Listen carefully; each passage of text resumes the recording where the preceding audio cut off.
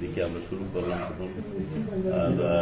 বুঝলাম কি করে আমাদের এসি নেই, সেই জন্য শিফট হয়ে গেল। তো বিশেষ করে সবসময় আমরা মাজেহার এই উদ্যোক্তাদের মধ্যে অন্যতম এবং কোঅর্ডিনেটরের দায়িত্ব পালন করেন। আমি বলতে পারেন হোস্ট। তো আজকে আমি আপনার সাথে পরিচয় হয় না, এটা বুঝতে পারছি আপনি আজকে আমাদের আলোচক, এবং আমার আগ্রহ আজকে ব্যস্ততা ছিল, কিন্তু আজকে বিশেষ করে আমি এসেছি এই জন্য যে সুন্দরবনের সাথে আমাদের একটা যোগাযোগ আছে। আমরা বড়ই হয়েছি সুন্দরবনের ভাত খেয়ে, যদি বলেন আপনি, কেন আমার বাবা সুন্দরবনের ব্যবসার সাথে একসময় জড়িত ছিল। 73-তে যখন বঙ্গবন্ধুর সময় যে যখন বন্ধ করে দেয় সুন্দরবনের কাঠ কাটা, সেটা কিন্তু বন্ধ হয় তখন কিন্তু আমাদের অভাব আরো তীব্র হয়, কারণ সুন্দরবনের ব্যবসা নষ্ট হয়ে যায় এবং আমরা রীতিমতো ভাত না খেয়ে অনেক দিন কাটিয়েছি। আর সুন্দরবনে আমি কয়েকবার গেছি আমার বাবার ব্যবসার সূত্রে। তখন বড় বড় নৌকা, পদি নৌকার মধ্যে কাঠকাটা বিশাল টং বলতাম, টং বলতো ওই টঙের মধ্যে, সেই জন্য বিশেষ আগ্রহ শোনার জন্য। এবং আপনার বইটা আমি সচেতন করবো দুই কারণে। একটা হলো আমাদের ঢাকার জন্য, দ্বিতীয় আমি গ্রামে একটা লাইব্রেরি করতেছি। আমি যখন এখন গ্রামে যাই তখন মুরব্বীরা অনেক আসে, চিনতে পারি না, কারণ স্বাভাবিক অনেকদিন থাকি না, দাঁড়িয়ে হয়েছে বড় বড় চেনা খুব ডিফিকাল্ট। আচ্ছা বলো, তোমার বাবার সাথে তো আমি সুন্দরবনে ছিলাম, তোমাকে মাছ ধরে খাইয়েছিলাম সুন্দরবন থেকে। বিশ্ববিদ্যালয়ে পড়তাম যখন, তখনও গেছি, পরে আবার সুন্দরবন যখন খুলে দিচ্ছি। আপনার এইটা খুবই আশা করি খুব আকর্ষণীয় আমাদের জন্য হবে। আপনাকে ধন্যবাদ, আপনি এসছেন। আর এখানে যারা আসেন তারা তো নিয়মিতই আসেন। এই যে নিয়মিত আড্ডাটা চালিয়ে রাখার মূল চাবিকাঠি কিন্তু মাজেহার আলতাবও সহায়তা করে। আমরা শুধুমাত্র নীরব শ্রোতা, মাঝে মাঝে কথা বলি। ধন্যবাদ সকলকে আসার জন্য। আমরা শুনবো, এর মধ্যে দাদা যদি কিছু দাদা দিয়ে শুরু করেন। আচ্ছা, সবাইকে শুভেচ্ছা। ইসমে আজম রেজু, উনি একজন সুন্দরবন নিয়ে আগ্রহী একজন কর্মী ছিলেন, এখনো আছেন। উনি আমাদের কাছে একটা বই উপস্থাপন করেছেন, এটার নাম হচ্ছে সুন্দরবন নামা। উনি আসলে বাঘের কাজ করতে সুন্দরবন গেছিলেন, কিন্তু ছোটবেলা থেকেই মাটির মধ্যে একটা ইট কুড়িয়ে পাওয়াকে উনি মনে করতেন যে একটা কিছু আবিষ্কার করলাম। 5টা ইট দেখলেই উনি মনে করতেন যে ইটটা কিরকম।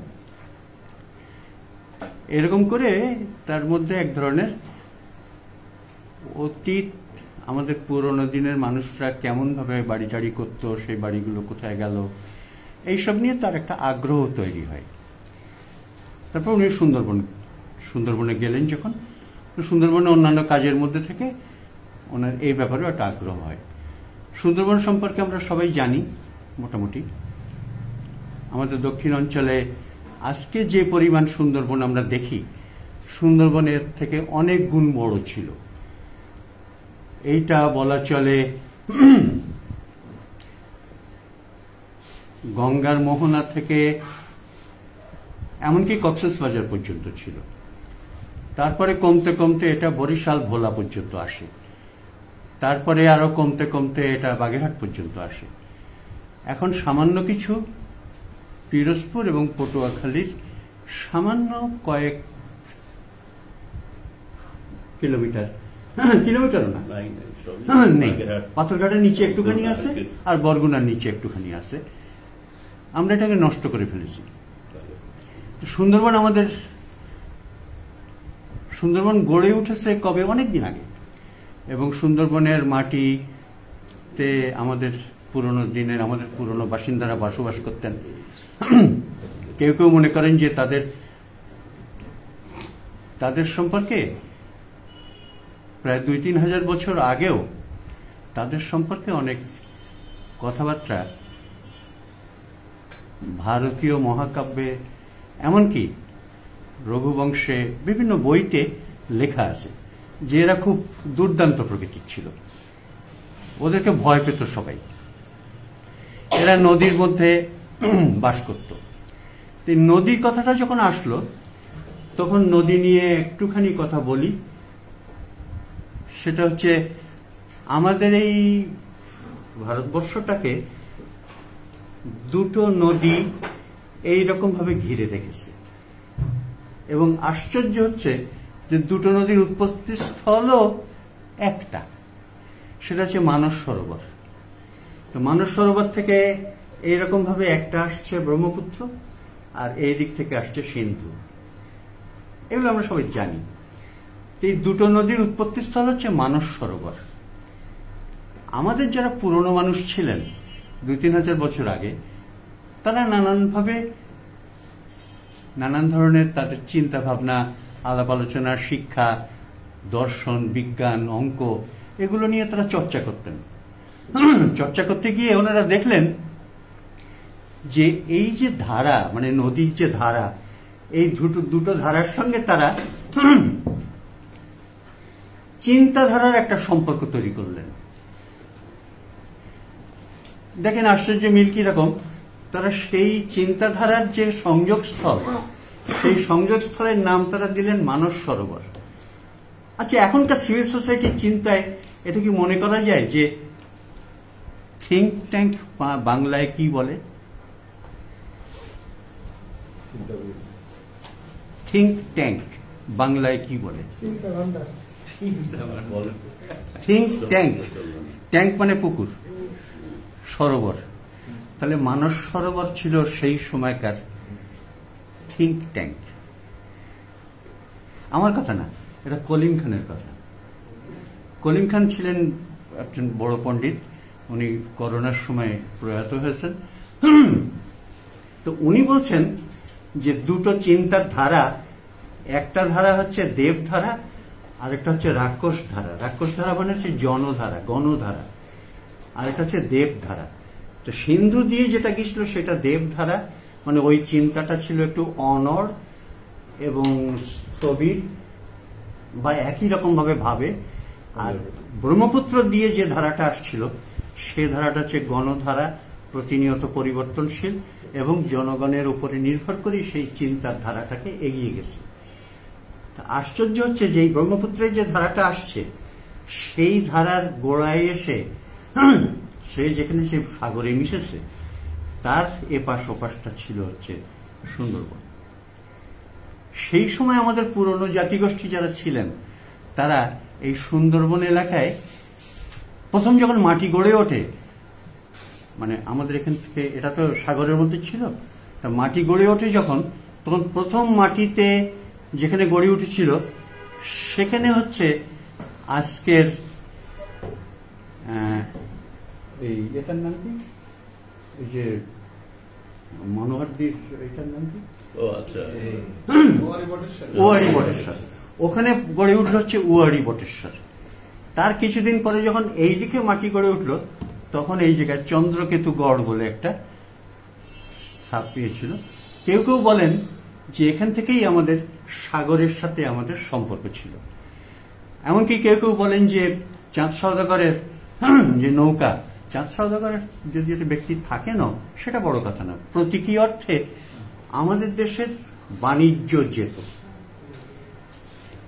বিদেশে, ফার ইস্টে এবং ভারতের অন্যান্য দিকে, এমনকি আরব উপকূলেও আমাদের স্থাপনা ছিল। সেগুলো এখন প্রত্নতত্ত্ব, এমনকি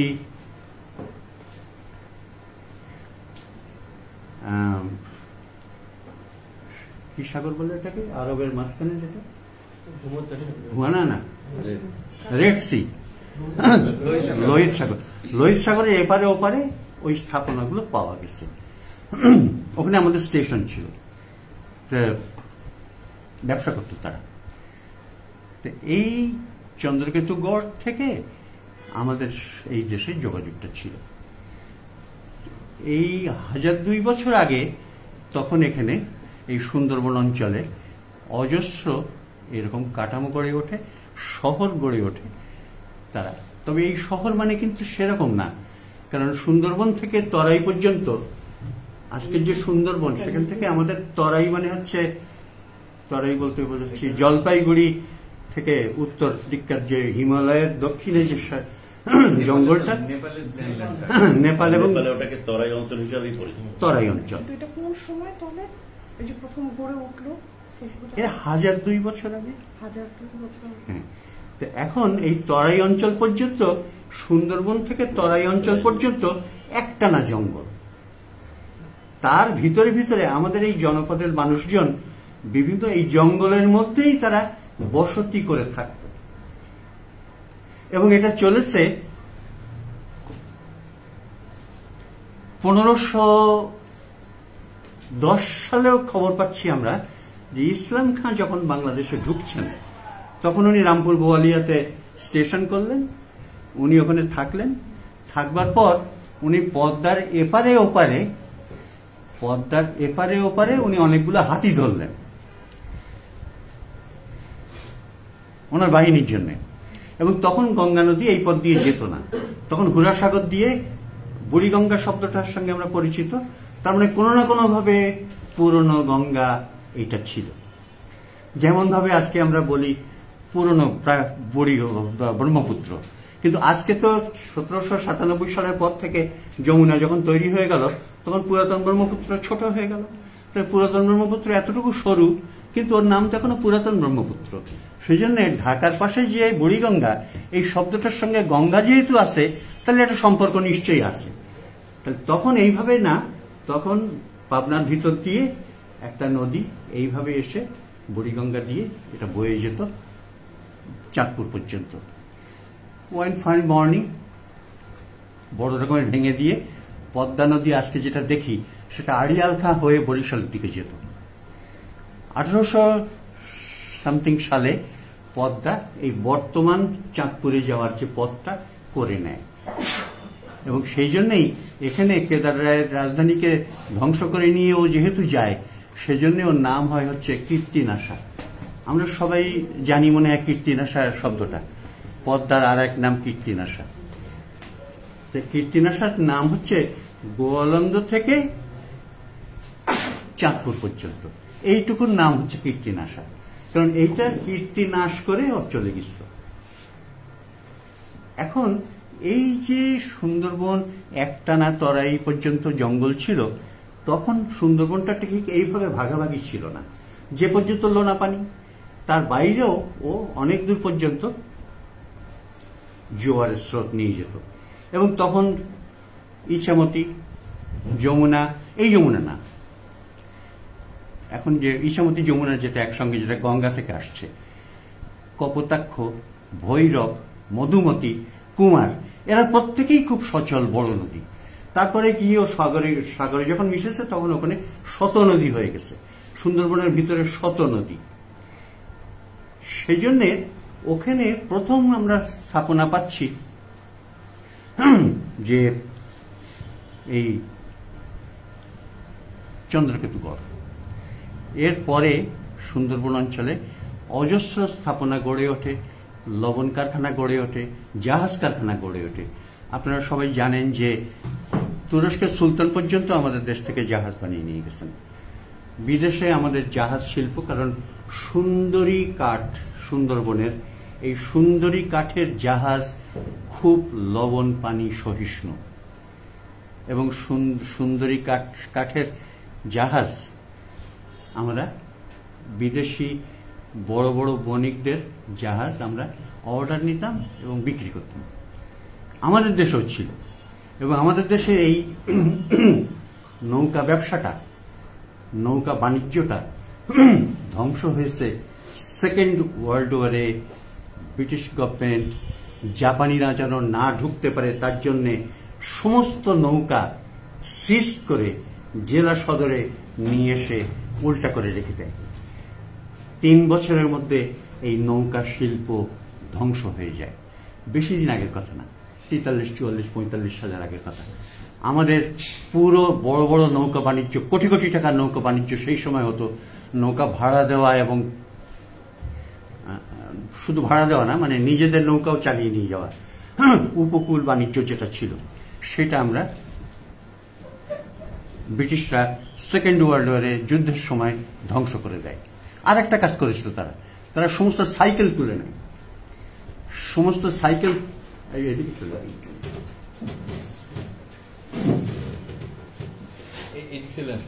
এদিকেও জায়গা আছে।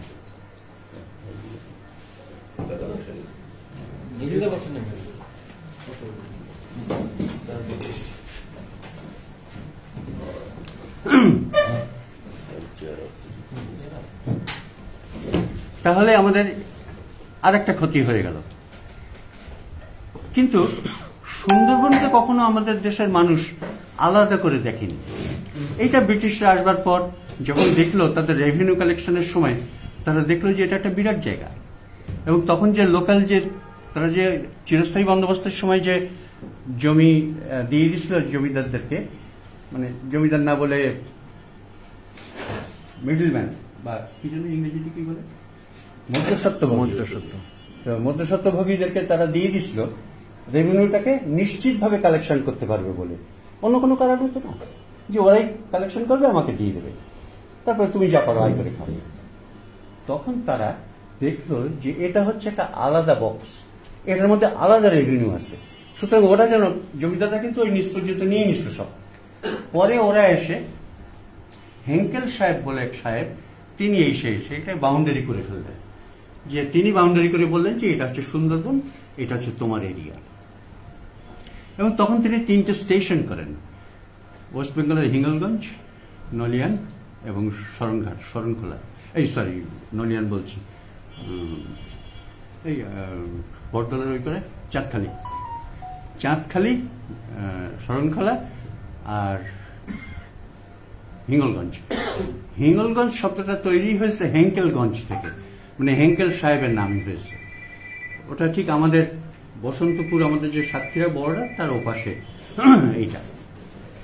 তো সেইটা কাজ করতে গিয়ে ওই সময় সুন্দরবনে তারাও এসে অনেক জিনিস পেয়েছিলেন, কিন্তু তারা এগুলোকে কেউ সংরক্ষণ করেননি, আমাদেরও এটাও নজরে পড়ে।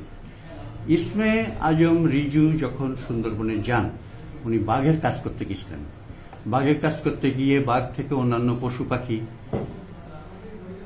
নদী, মানুষ, সুন্দরবন আশ্রিত মানুষ, তাদের সম্পর্কে উনি জানাশোনা কাজ করা শুরু করলেন। তারপরে সেখানকার প্রকৃতি, পাখি, অন্যান্য পশু পাখি, আমাদের হারিয়ে যাওয়া গন্ডার, আমরা গন্ডার 1872, 1886 পর্যন্ত আমরা দেখতে পাচ্ছি গন্ডার আছে। শেষ গন্ডারটা ঈশ্বরীপুর, মানে সুন্দরবনের কাছাকাছি ঈশ্বরীপুর বলে একটা জায়গা আছে, তার দক্ষিণে পিজনখালি বলে একটা জায়গায় শেষ গন্ডারটা ধরা পড়ে 12 মাইল দূরে ঈশ্বরীপুর থেকে। তো উনি সেগুলো নিয়ে কাজ করেছেন। এই কাজগুলো করতে গিয়ে দেখেন যে অজস্র ঢিপি, এবং সেখানে প্রাকৃতিকভাবে দেখা যাচ্ছে যে এখানে কিছু না কিছু ছিল। সেইগুলো কাজ করতে গিয়ে উনি একদম বাগেরহাটের বর্ডার থেকে একদম সাতক্ষীরার বর্ডার পর্যন্ত এই 3টে জোনের বিভিন্ন এলাকায় উনি দেখছেন যে বাগেরহাটের দিকেও কেউ কেউ বলে যে ওখানেও নাকি চাঁদ সওদাগরের একটা বাড়ি ছিল, ওই পথ দিয়ে নাকি উনি যেতেন, পাথরঘাটার খাল দিয়ে। তো সেইটা উনি দেখলেন যে তারপরে বিভিন্ন এলাকায় এই মিথগুলো রয়ে গেছে। অর্থাৎ চাঁদ সওদাগর তখন সেখানে ব্যক্তি না, তার মানে আমাদের দেশের অনেক বাণিজ্য হতো বিভিন্ন বড় বড় নদী দিয়ে। এইগুলো করতে গিয়ে উনি আমাদের পুরনো ঐতিহাসিক যারা গত শতাব্দীতে বা তার আগে লিখে গেছেন, সেগুলো নিয়েও দেখলেন যে তারা যে সমস্ত কাজ করেছেন তার সঙ্গে অনেক সম্পর্ক আছে। তারা হয়তো কিছু কিছু দেখেননি, কিছু কিছু দেখেও চিন্তা করেননি, সেইগুলো নিয়ে এসে কাজ করেছে। এবং সুন্দরবনের একদম সাগরের মোহনায়, খেজুরদানায় উনি ওখানে একটা স্থাপনা আবিষ্কার করলেন, যেটা প্রথম আলোতে প্রথম রিপোর্ট হলো। সুফি মুস্তাফিজ থেকে স্বাধীন সেন জাহাঙ্গীরনগরের প্রফেসর, উনি তাদের সঙ্গে যোগাযোগ করলেন। তারা বললেন, ইয়েস, তুমি এটা ঠিক কাজ করছো, তুমি এটা অসাধারণ কাজ করেছো। ওনারা নিজেরা গেলেন ওই জায়গায়, গিয়ে তারা দেখলেন, দেখে এটা জোয়ারে ডুবে যায়, ভাটায় উঁচু হয়। ওনারা ভাটা দেখলেন, সেই কাজগুলো দেখলেন, ইটের মাপ দেখলেন, এরা বৌদ্ধ যুগের পরে না, 1000-1500 বছর আগেকার স্থাপনা। এছাড়া আরো অনেক মান্দারবাড়িয়া, আরো অনেকগুলা জায়গায় উনি করে এগুলোকে লিঙ্ক তৈরি করেছেন, ছবি এঁকেছেন, ম্যাপ করেছেন, তার আর্টিফ্যাক্ট সংগ্রহ করেছেন, সুন্দরবনের অজস্র সংগ্রহ এখন তার কাছে। আমি মনে করি আমাদের পণ্ডিত ব্যক্তিদের, বিশেষ করে ওর বইয়ের ভূমিকা যে লিখেছে আমাদের বন্ধু খসরু চৌধুরী, বাঘ বিশেষজ্ঞ, সে একটা জায়গায় লিখেছে যে একজন অবিশেষজ্ঞ সুন্দরবন আগ্রহী একজন মানুষ যে কাজ করেছেন, এটা বাংলাদেশ সরকারের উচিত পুরস্কৃত করা এবং তাকে কেন্দ্র করে নতুন করে প্রত্নতাত্ত্বিক গবেষণা শুরু করার দরকার। হ্যাঁ, কেন আমি এটা বললাম না, কেননা এটা হচ্ছে পাইকগাছার আগ্রা এলাকায় খুব রিসেন্টলি খুলনা প্রত্নতত্ত্ব বিভাগ একটা বৌদ্ধ যুগের স্থাপনা খনন কাজ শুরু করেছে। কোন গ্রামে? কাশিমনগর। আচ্ছা, এছাড়া বেদকাশিতে বৌদ্ধ যুগের, বেদকাশি মানে স্থানীয় নাম হচ্ছে বড় বাড়ি, কিন্তু আসলে নাম হচ্ছে বেদকাশি। সেখানে ঈশ্বরীপুর হচ্ছে শক্তিপীঠের একটা পীঠ, যশস্বরী মন্দির, এবং প্রতাপাদিত্যের রাজধানী ছিল। প্রতাপাদিত্যের কমপক্ষে 14টা দুর্গ ছিল, সুন্দরবনের মধ্যেই 7-8টা। তো এগুলো নিয়ে গবেষণা করা উচিত। এগুলোকে এখনো খুঁজে পাওয়া যায়, এখনো তার ইট মাটি খুঁজে পাওয়া যায় সেখানে। যেমন ধরে নেন আমার সংগ্রহে আছে প্রতাপাদিত্যের কামানের গোলা, প্রতাপাদিত্যের হাতির পা, সেগুলো আমার সংগ্রহে আছে, বা হাতির মাথা, এগুলো রয়ে গেছে। ওর কাছে অসাধারণ কতগুলো সংগ্রহ আছে। আমি মনে করি এটা হচ্ছে জাতীয় সম্পদ। এবং আপনারা আজকে ইসমাইল আজম রিজুর কাছ থেকে সেটা শুনবেন, আগ্রহ করে যে কোনো প্রশ্ন করবেন। আমি মনে করি যে তার কাছে একটা অনেক সম্পদ লুকিয়ে আছে, বিশেষজ্ঞ দৃষ্টিতেই না, আগ্রহী মানুষের দৃষ্টিভঙ্গি দিয়ে। ধন্যবাদ সবাইকে। আমি আসলে কথা বলতে গেলে বসে থেকে আমি মানে কথা বলে খুব একটা মজা পাই না। আমি দাঁড়াই, আপনার সুবিধা মতো দাঁড়াই, তাহলে আমাদের সুবিধা হবে। আচ্ছা, প্রথমে ধন্যবাদ জানাচ্ছি আপনাদের সবাইকে অনুষ্ঠানে আলোচনায় উপস্থিত হওয়ার জন্য। সেই সাথে আপনারা যারা আয়োজন করছেন, এটা আমার জন্য একটা সৌভাগ্য যে এই ধরনের একটা প্ল্যাটফর্ম পেলাম যেখানে সুন্দরবন নিয়ে এই মানে আমার যে আগ্রহের জায়গাগুলো আছে সেই বিষয়গুলো নিয়ে আজকে আপনি আলোচনা করতে পারতেছি। আর আমি আশা করব, আমি এখানে মানে আমি যেহেতু এই বিষয়ে বিশেষজ্ঞ না, শুধুমাত্র আগ্রহ থেকে এটা আমার করা, তো সুতরাং এখানে ভুল ত্রুটি থাকতে পারে। আপনারা যদি সম্ভব হয় ভুলটা আমাকে ধরাই দিবেন, যেন মানে পরবর্তীতে এটা আমি সংশোধন করতে পারি। সেই সাথে প্রশ্ন আমাকে যদি আপনারা বেশি প্রশ্ন করেন আমার জন্য খুব ভালো হয়, কারণ অনেক কিছুই হয়তো আমি খেয়ে হারাই দিতে পারি। যদি আপনারা প্রশ্ন করেন তাহলে আমি হয়তো সেটা আবার পূর্ণাঙ্গ ভাবে বলতে পারবো। আচ্ছা, আমি মূলত কাজ মানে শুরু করি সুন্দরবনে বন্যপ্রাণী সংরক্ষণ দিয়ে, বিশেষ করে টাইগার কনজারভেশনে ওয়াই টিমের পক্ষ থেকে আমি ওখানে প্রায় দীর্ঘ 1 যুগের বেশি কাজ করছি সুন্দরবন নিয়ে। তো ওয়াই টিমে থাকাকালীন অবস্থায় আপনার বাঘ নিয়ে গবেষণার সুবাদে আমি অনেকবার সুন্দরবনে যাওয়া হচ্ছে, মানে বলা চলে মাসের পর মাস আমি সুন্দরবনে কাটাইছি। একটা 4 মাস 3 মাস জঙ্গলে ছিলাম, এরকম করে আমি সময় সুযোগ পাই। এটা আমার জন্য একটা মানে অনেক বড় সৌভাগ্য ছিল। তাছাড়া ছোটবেলা থেকে যেহেতু একটু অ্যাডভেঞ্চার প্রিয় ছিলাম আর নতুন কিছু জানার আগ্রহ ছিল প্রচুর, তো সেই সুবাদে যখন আমি এখানে কাজ শুরু করি, আমার আর একটা অভ্যাস আছে, আমি ছোটবেলা থেকে বই পড়ি। আমি কিন্তু একাডেমিকলি লেখাপড়া একেবারেই করি নাই বললেই চলে, কিন্তু আমার ছোটবেলা থেকে বই পড়ার অভ্যাস মানে ছিল, এখনো আছে। তো বই পড়লে আমি ওই কিশোর গল্পগুলো পড়তাম, অ্যাডভেঞ্চারের মানে নেশাটা সেই তখন থেকেই। তো যখন আমরা কাজ শুরু করলাম, বনের মধ্যে গবেষণার কাজগুলো শুরু হইলো, তার আগে আমি যখন মানে সুন্দরবন এলাকায় যাই, যেহেতু বই পড়ার অভ্যাস আছে, ওখানকার ইতিহাসটা জানার চেষ্টা করছি। সুন্দরবন আসলে কেমন কি, অন্যান্য বই যেমন খসরু চৌধুরী স্যারের বই, শীতে চন্দ্র মিত্র, তারপরে আব্দুল জলিল, উনারা যেটা করে গেছেন সুন্দরবনের ইতিহাসে, মানে এক কথা হলো সবার গুরু সুন্দরবন নিয়ে যারা কাজ করবেন তাদের জন্য আমি মনে করি উনাদের মানে গুরু মানতে হবে, এত কাজ করে গেছেন ওনারা ওই সময়। উনাদের বইগুলো যখন পড়ি তখন খুব আগ্রহ হয় সুন্দরবন নিয়ে আমার, যে এই এত বড় একটা মানে আমাদের বাংলাদেশের অংশ যদি আমরা ধরি প্রায় 6017 বর্গ কিলোমিটার এরিয়া, আমরা কি সব জায়গাতে যাইতে পারছি বা সব জায়গায় দেখছি কিনা, এটা হচ্ছে নতুন করে একটু দেখা দরকার।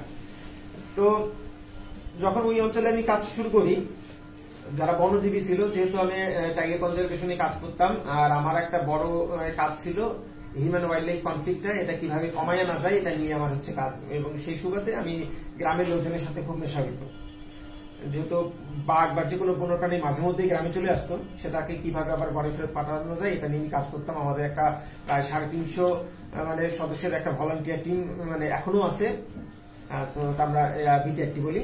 তো উনারা অনেক বেশিরভাগই বনজীবী। তো উনারা যখন বনে যাইতো বা উনাদের সাথে যখন আমি বসার সুযোগ পাইতাম, উনাদের জিজ্ঞাসা করতাম কে কেমন বনে দেখছে, তারপরে উনাদের দৃষ্টিতে বনটা কেমন, এমন কিছু ওনারা বনে দেখছে কিনা যেটা স্বাভাবিকভাবে ওই অঞ্চলে থাকার কথা না, এই ধরনের তথ্যগুলো আমি সংগ্রহ করতাম। তো পর্যায়ক্রমে নোট করে রাখতাম, যদি কখনো যাওয়ার সুযোগ হয় তখন আমি জায়গাগুলো খুঁজে দেখবো। উনাদের কাছে মানে শুনতাম যে কোন নদীতে কত বাঘ গেলে ওই জায়গাটা দেখা যায়, তো এইরকম আমি নোট করে রাখতাম যে যদি কোনোদিন সুযোগ পাই আর কি তখন আমি যাব। তো ওইভাবে কাজ করতে করতে প্রচুর তথ্য পাই। তারপর আমি 2015-16তে প্রথম আর কি পুরো 1 মাসে 46 দিনের জন্য একটা সুযোগ আসে আমার। ওইটাতে আমরা বাঘের ডিএনএ স্যাম্পলিং এর জন্য এবং সেই সাথে বাঘের যে খাদ্য আছে, হরিণ বা অন্যান্য ক্যাট স্পিসিস গুলো যেসব আছে, ওদের ডিএনএ, তারপরে ওদের ফুড হ্যাবিট গুলা বা ওদের মধ্যে কোনো আলাদা প্যারাসাইটের সমস্যা আছে কিনা, এই বিষয়গুলো জানার জন্য আমরা একটা গবেষণা চালাই মাঠ পর্যায়ে। তো ওইটাতে আমরা 5টা দলে কাজ করি। তা আমার একটা দল ছিল, আমার দলের নাম রাখছিলাম আমি হচ্ছে রাইনো, অর্থাৎ গন্ডার। আমি জানতাম যে সুন্দরবনে গন্ডার ছিল এক সময়, তো ওই গন্ডারের নামেই আমার টিমের নাম রাখি। তা আমরা ইতিমধ্যে আমি সুন্দরবনের লবণ শিল্প নিয়ে অনেক তথ্য আমি সংগ্রহ করছিলাম, মানে বনজীবীদের কাছ থেকে, আর বইপত্র কিছু কিছু তথ্য পাইছি। তো যখন মানে আমি গেলাম, এই যে ছবিটা দেখেন, আমি এই কাজ করতে গিয়ে আপনার 14-15 সালের দিকে যখন আমি প্রথমে এটা যাই, আমার কাছে এই অনুভূতিটা মানে একেবারে আলাদা ছিল। সুন্দরবনের মধ্যে এটা কিন্তু আমরা যদি লোকালের থেকে চিন্তা করি, এটা কালিতাবাড়ি নামে একটা জায়গা আছে সুন্দরবনে, একেবারে মিডল অফ সুন্দরবন। এরকম জায়গায় মানে মানুষের কোন স্থাপনা হচ্ছে, এটা হচ্ছে লবণের চুলা কিন্তু। তো এইরকম একটা জায়গা পাওয়ার পর আমার কাছে অনুভূতিটা একেবারে আলাদা ছিল। তারপরে যে মাটির ওরা যে মালসা বলে ওখানকার স্থানীয় ভাবে, মাটির মানে এক ধরনের মৃৎপাত্র যেটা লবণের সাথে যুক্ত, এটা প্রথম হাতে নিয়ে দেখা অনুভূতিটাই অন্যরকম ছিল। তো এই ছবি এইভাবে তুললাম, তুলে আমার কাছে ওই সময় মনে হয়েছিল ইন্ডিয়ানা জোনসের কথা, যে একেবারে ওই টাইপেরই মানে অনুভূতিটা। তো এই কাজ করতে গিয়ে মানে পর্যায়ক্রমে আমার এগোনো, এই যে প্রচুর লবণের ধ্বংসস্তূপ আমরা সাগর পাড়ে পাইতাম, যখন একেবারে ভাটা হয়ে যেত। ভাটা না হলে কিন্তু বেশিরভাগ জায়গায় দেখা যায় না। এবং এই যে তারপরে এগুলা জায়গায় ঘুরতে যে আমরা হচ্ছে মৃৎপাত্রের এই লবণ শুধুমাত্র ওই মালসাটা দিয়ে, আমি লবণটা কি পর্তুগিজের সময় বেশি না, এটা একেবারে 1000 বছর আগে থেকে লবণ তৈরি হইতো। অলরেডি এটা কার্বন টেস্ট হয়েছে, জার্মানির একজন ওনারা কাজ করছেন, রাজশাহী ইউনিভার্সিটি ঢাকা, এবং জার্মানির একজন হেলমুট গার্ট্রুডেনজার, ওনারা অলরেডি কার্বন টেস্ট করে মানে প্রায় 1000 বছর আগের হচ্ছে ইয়ে পাইছে, লবণের চুলার নমুনা পাইছেন। তো এখানে দেখেন লবণের যে মালসাগুলি, এটা কিন্তু হচ্ছে 6 রকমের। আমি যখন প্রথম মানে আমি কিন্তু আগে চিন্তা করি নাই যে হচ্ছে সুন্দরবনের মতো এরকম একটা মানে প্রতিকূল পরিবেশে মানুষের মানে বড় ধরনের কোন স্থাপনা থাকতে পারে। আমি হয়তো ভাবছি লবণের ইয়ে থাকতে পারে, বেশিরভাগ হয়তো ব্রিটিশের সময় বা ওই সময় পরবর্তীতে যখন ব্রিটিশরা লবণ চাষ বন্ধ করে দিল সেই সময় হয়তো হইতে পারে। তো আর হচ্ছে সতীচন্দ্র মিত্র বা আব্দুল জলিল, উনাদের বই থেকে আমি যেটা জানছি যে সেক্ষেত্রে এটা আপনার 16শো শতাব্দীর, কিছু ক্ষেত্রে এটা নিয়ে একটা বাহাস আছে যেটা 16শো শতাব্দী মোগলদের দুর্গ নাকি হচ্ছে প্রতাপাদিত্যের, এটা নিয়ে একটু বাহাস আছে। পরবর্তীতে এটাতে আরো অনেক মজার কিছু আমি বের করতে পারছি। তো এই যে মালসাগুলা যখন আমি হাতে পাইলাম, আমরা একটা জিনিস দেখলাম যে নদীর মানে এলাকা ভেদে, তারপরে মাটির স্তর ভেদে মালসাগুলোর হচ্ছে ডিজাইন গুলা আলাদা আলাদা। যেমন এখানকার যতগুলা মৃৎপাত্র আছে লবণের, এগুলা মানে আমার কাছে মনে হয়েছে দায়সারা ভাবে বানানো। অর্থাৎ আমরা যেটা জানি যে একটা শিল্প যখন জৌলুস থাকে, একটা মনে করেন গর্বের জায়গা থাকে, সেটাতে অনেক যত্ন থাকে।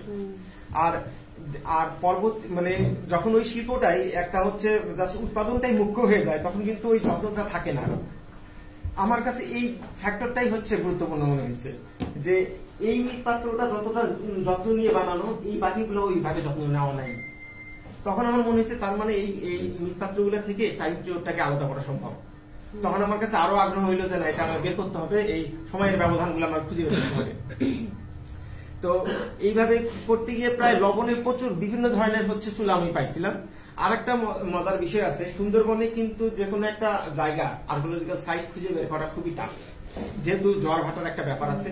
বনের মধ্যে আপনি চাইলেও সব জায়গায় যাইতে পারতেছেন না, আবার যেহেতু কাদার মধ্যে কোনটা কোথায় চলাই গেছে এটা বলা মুশকিল। আর ওখানকার আপনার উদ্ভিদ প্রায় একই রকমের, যদিও মানে সাধারণ দৃষ্টি আমরা যারা অনেকদিন থেকে সুন্দরবনে যাতায়াত করি, আমরা হয়তো আলাদা আলাদা করে গাছ চিনি, কিন্তু সবার ক্ষেত্রে মানে সাধারণ মানুষের ক্ষেত্রে সবই এক। আর সুন্দরবনের প্রতিটা খাল প্রতিটা মনে একঘেয়েমি টাইপের মনে হবে, কিন্তু আসলে সুন্দরবনের প্রচুর বৈচিত্র্য আছে। এটা ধরতে পারলে মানে বুঝবেন যে আসলে মজাটা কোন জায়গায় সুন্দরবনের। তো আমার কাছে তখন মনে হয়েছে এই জায়গাগুলোকে শনাক্ত করা দরকার, যে সুন্দরবনের যেহেতু সমগ্র সুন্দরবন আমার ঘোরার সুযোগ হয়েছে, তখন আমি ভাবছি যে এমন কোন কিছু একটা মানে কৌশল বের করতে হবে যেটাতে আমি খুব সহজেই আর্কিওলজিক্যাল সাইটগুলো শনাক্ত করতে পারবো।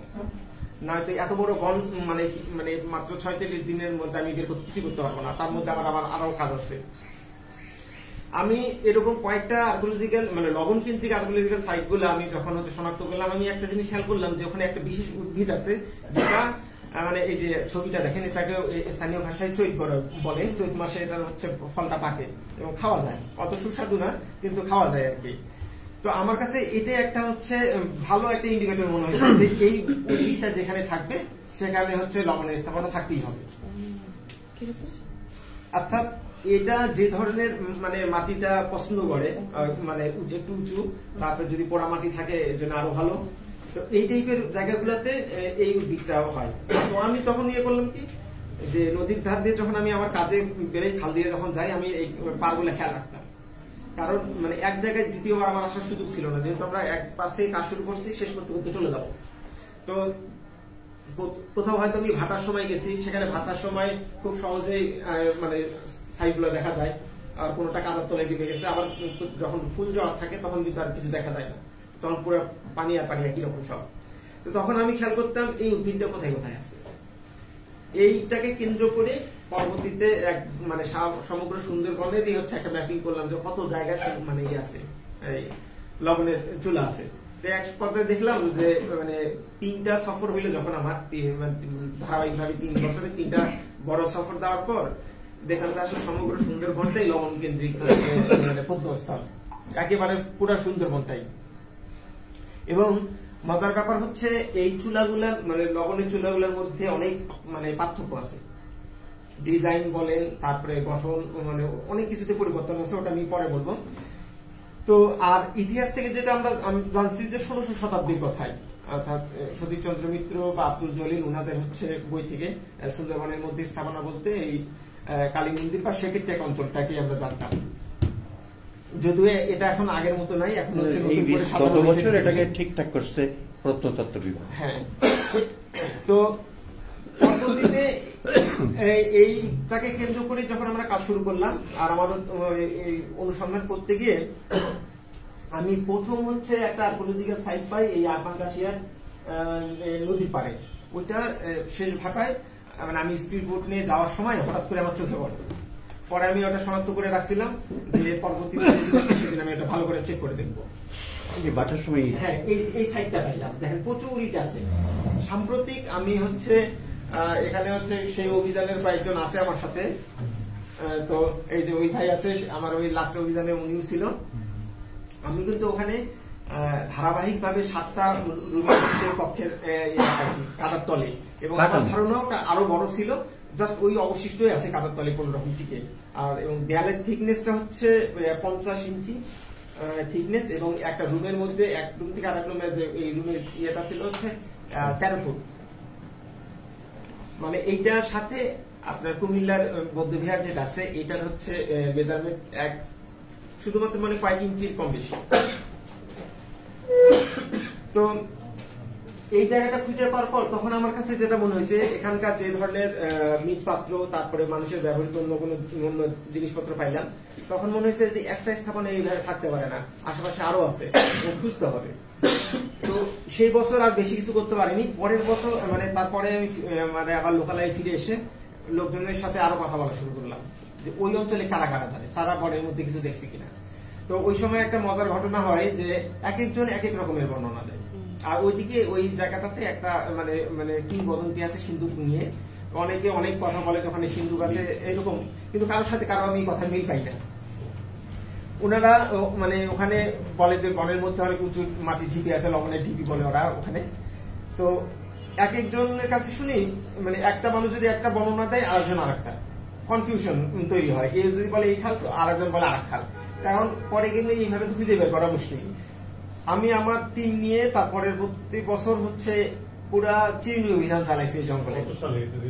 এটা হচ্ছে পরবর্তীতে হচ্ছে 16-17 জি 16-17 হচ্ছে আমি ওই জায়গায় চিরুনি অভিযান দিলাম, কোনো কিছুই পাইনি। আমি টোটাল 3 কি 4 বার আমি অভিযান করছি, একেবারে শূন্য হাতে ফিরে আসছি ওখান থেকে, কিছু খুঁজে পাইনি। কিন্তু আমি হাল ছাড়ি নাই যে এই বছর পাইলাম না, সামনের বছর আবার চেষ্টা করবো। তো আমি পরবর্তীতে আমার টিমে পরের বছর আমার টিমে আরেকজনকে নিলাম যে ওখানকার জায়গাগুলো চেনে। না আমার কাছে অত মানে সে নিয়ে যাওয়ার পর প্রথম অভিযানে আমরা কিছু খুঁজে পাইনি, ওই লোকও খুঁজে পাইনি, কোনোভাবে মিলাইতে পারতেছে না। যেহেতু সুন্দরবন সদা পরিবর্তনশীল, আজকে আপনি এক খালের পাশ দিয়ে যাবেন, 2-1টা গোলের পর বা মানে মরা কাটালের ব্যবধানে আপনি দেখবেন ওটা পরিবর্তন হয়ে গেছে। যে গাছটা আজকে দেখে গেছে পরবর্তী হয়তো সেই গাছটা পানিতে মানে ভাঙনে চলে গেছে। এইভাবে করতে গিয়ে তখন আমার কাছে একটা জিনিস মানে মনে হইলো যে এটা আমি হয়তো অন্ধের হাতি দেখার মতন হচ্ছে। হাতি একটাই, মানে হাতি হচ্ছে মানে যে যেভাবে দেখছে সে সেভাবে বর্ণনা দিচ্ছে। আমার মনে হয় যে ওটা একটা পুরোটাই মিলে একটা আর্কোলজিক্যাল মানে সাইট নিয়ে একটা অঞ্চল, যে যতজনের কাছে আমি বর্ণনা পাইছি ভিন্ন ভিন্ন, প্রত্যেকেই সঠিক আছে, অর্থাৎ প্রত্যেকেই আলাদা আলাদা জায়গা দেখছে। অতএব যে কোনো একটা জায়গা যদি খুঁজে বের করতে পারি তাহলে সবগুলো খুঁজে বের করতে পারবো।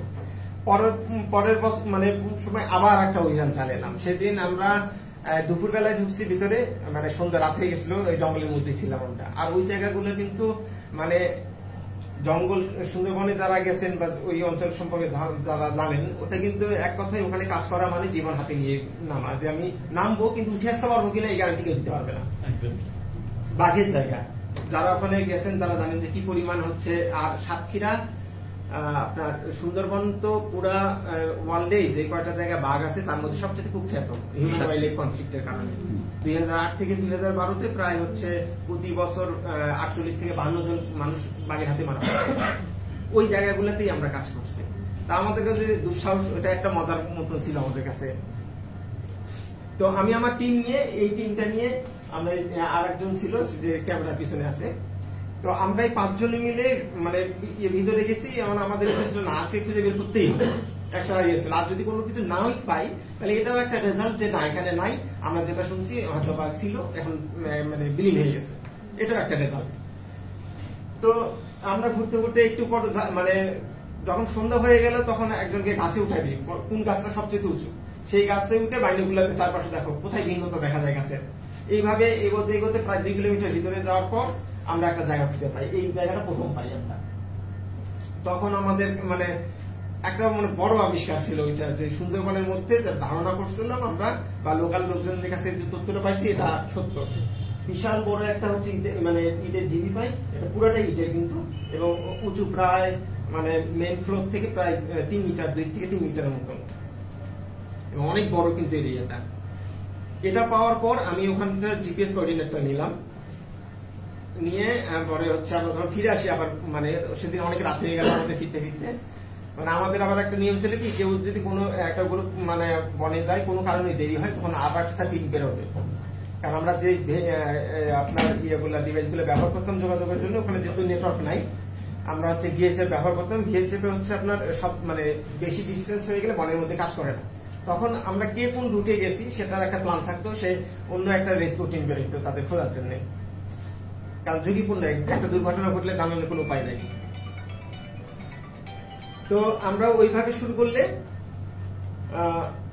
ওই জিপিএস মানে কোঅর্ডিনেটটা নেওয়ার পর আমাদের এক কলিগ দোহা ভাই, আমার আরেকটা জিনিস আমি বলে রাখি, ওয়াইটিং এবং বাংলাদেশ বন বিভাগ এই দুইটা প্রতিষ্ঠানের কাছে আমি এই সুন্দরবন নিয়ে কাজ করার জন্য চিরকৃতজ্ঞ। কারণ এই দুইটা প্রতিষ্ঠান যদি আমাকে হচ্ছে কি বলবো পুরোপুরি স্বাধীনতা না দিতেন, তাহলে আমি কখনোই এই কাজ করতে পারতাম না। ওনারা যে বলতেন যে আপনি এই কাজে আসেন না, আপনার কাজ এটা, আপনি এইটাই করবেন, তাহলে কিন্তু আমার কোনো কিছুই হইতো না। আমাকে একবারে পূর্ণ স্বাধীনতা দেওয়া ছিল। আমি যখন যেখানে খুশি, আমি যদি মনে করছি যে প্রয়োজনে পরে রাজঘরে নিয়ে যেতে হবে, তাই গেছে। এই স্বাধীনতাটা আমি হয়েছিল এবং প্রতিষ্ঠান তো একেবারে আমাদের নিজেদের মতো ছিল, ওই জন্য আমি স্বাধীনভাবে কাজ করতে পারছি। কি ভাই, এই যে নিচের এই পাশে না এই পাশে, এটাই বলতেছি। এই জায়গার কোঅর্ডিনেটটা নেওয়ার পর আমি যদি স্যাটেলাইট ইমেজে দেখি, এই জায়গাটা এরকম সুন্দরবন দিয়ে লাচে দেখাবে। এখন তখন হচ্ছে আমি কি করলাম, এই কোঅর্ডিনেটটা আমাদের ওই কলিগ দোয়া ভাই, উনি আবার একটা জরুরি কাজে ঢাকায় গেছেন ইয়ে থেকে, সুন্দরবন থেকে। উনাকে আমি আবার মেসেঞ্জারে পাঠাই দিলাম, দিয়ে বললাম যে এই কোঅর্ডিনেট জায়গাটা দেখেন, এটা স্যাটেলাইট ইমেজে কেমন, সেটা দেখে এখন ওই জায়গাটা ভালোভাবে পর্যবেক্ষণ করেন। উনি আবার জিআইএস এক্সপার্ট খুব। তো উনাকে বললাম তাহলে এবার ওইরকম মার্ক কোন জায়গায় কতগুলো জায়গা আছে, সেগুলো হচ্ছে জিপিএস কোঅর্ডিনেটটা নিয়ে আমাকে একটা ম্যাপ পাঠিয়ে দেন। পরে দোয়া ভাই আবার এটা করে দিলেন। তার হচ্ছে পরের সপ্তাহে আমি আবার আমার টিম নিয়ে গেলাম, স্পিড বোট নিয়ে, এবং একদিনে বাকি 6টা সাইট হচ্ছে খুঁজে বের করলাম। এই যে সেই সাইটগুলো, অর্থাৎ আপনাকে একটা জিজ্ঞেস করি, আপনার তো আমি একটা অভিযানে গিয়েছিলাম, তো এই যে আপনার যে জিপিএস যেগুলো যে দিয়েছেন এই যে ইউনিভার্সিটি সাইটের জন্য, এগুলো তো আপনারা এগুলো থেকে আপনার কাছ থেকে নেওয়া, কিন্তু ওটা কি কোনো ডেভেলপমেন্ট আছে পরে টেন্টেটিভ লিস্টে? আমাদের বাংলাদেশে যা হয়। তো আমি পরবর্তীতে এটা করলাম যে একটা জায়গা থেকে আরেকটা জায়গার ডিসটেন্সটা কত, প্রায় এখানে টোটাল 8টা সাইট আছে। এবং আমরা আরো আগে যদি তথ্য পাই, এই সাইটে আরো কিছু স্থাপনা ছিল যেটা অলরেডি পানিতে হয়ে গেছে। অর্থাৎ এই এলাকাটা এখনো যেটা টিকে আছে প্রায় 2 স্কয়ার কিলোমিটার এলাকা জুড়ে। এবং এই স্থাপনাগুলো যদি ভালো থাকতো, তাইলে আমার কাছে যেটা মনে হয় যে মায়ানমারের একটা আটুলিদিঘা সাইট আছে, বাগান বলে, ওই বাগানের মতো দেখাইতো। অর্থাৎ বনের মধ্যে উঁচু উঁচু ইমারত, কারণ প্রত্যেকটা ইমারতই যে বহুতল ছিল বা অনেক উঁচু ইমারত ছিল, এটা যে কোনো সম্ভব না। এত বছরও আপনার ওটা ইটের সাইজ অনুসারে প্রায় 1000 বছর পরেও যে এখনো যে উঁচু নিয়ে এই ম্যানগ্রোভের মতন একটা কাদাময় বনে টিকে আছে উচ্চতা, তাহলে ওই সময় আরো অনেক বড় ছিল। আমরা তো জানি যে আমাদের এই জেলার যেখানে সব গ্রাউন্ড হার্ড গ্রাউন্ডের ইয়েতে স্থাপনাগুলো দিনকে দিন দেবে যায়, সেখানে ওরা এখনো ঠিক আছে, তার মানে ওদের ইমারত তার কত উঁচু ছিল।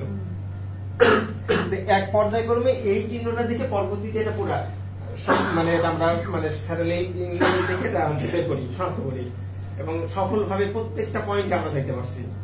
আমাদের অনুমানটা নির্ভুল ছিল। মজার ব্যাপার, এই একই কাজটা কিন্তু অন্যান্য দেশে ল্যাডার স্ক্যানার ব্যবহার করে, যেটা অনেক ব্যয়বহুল, যেটা আমাদের সাধ্যের বাইরে। কিন্তু আমরা এই আমাদের হাতের কাছে যা আছে এটা দিয়ে আমরা আমাদের কৌশলটাকে তৈরি করে নিচ্ছি।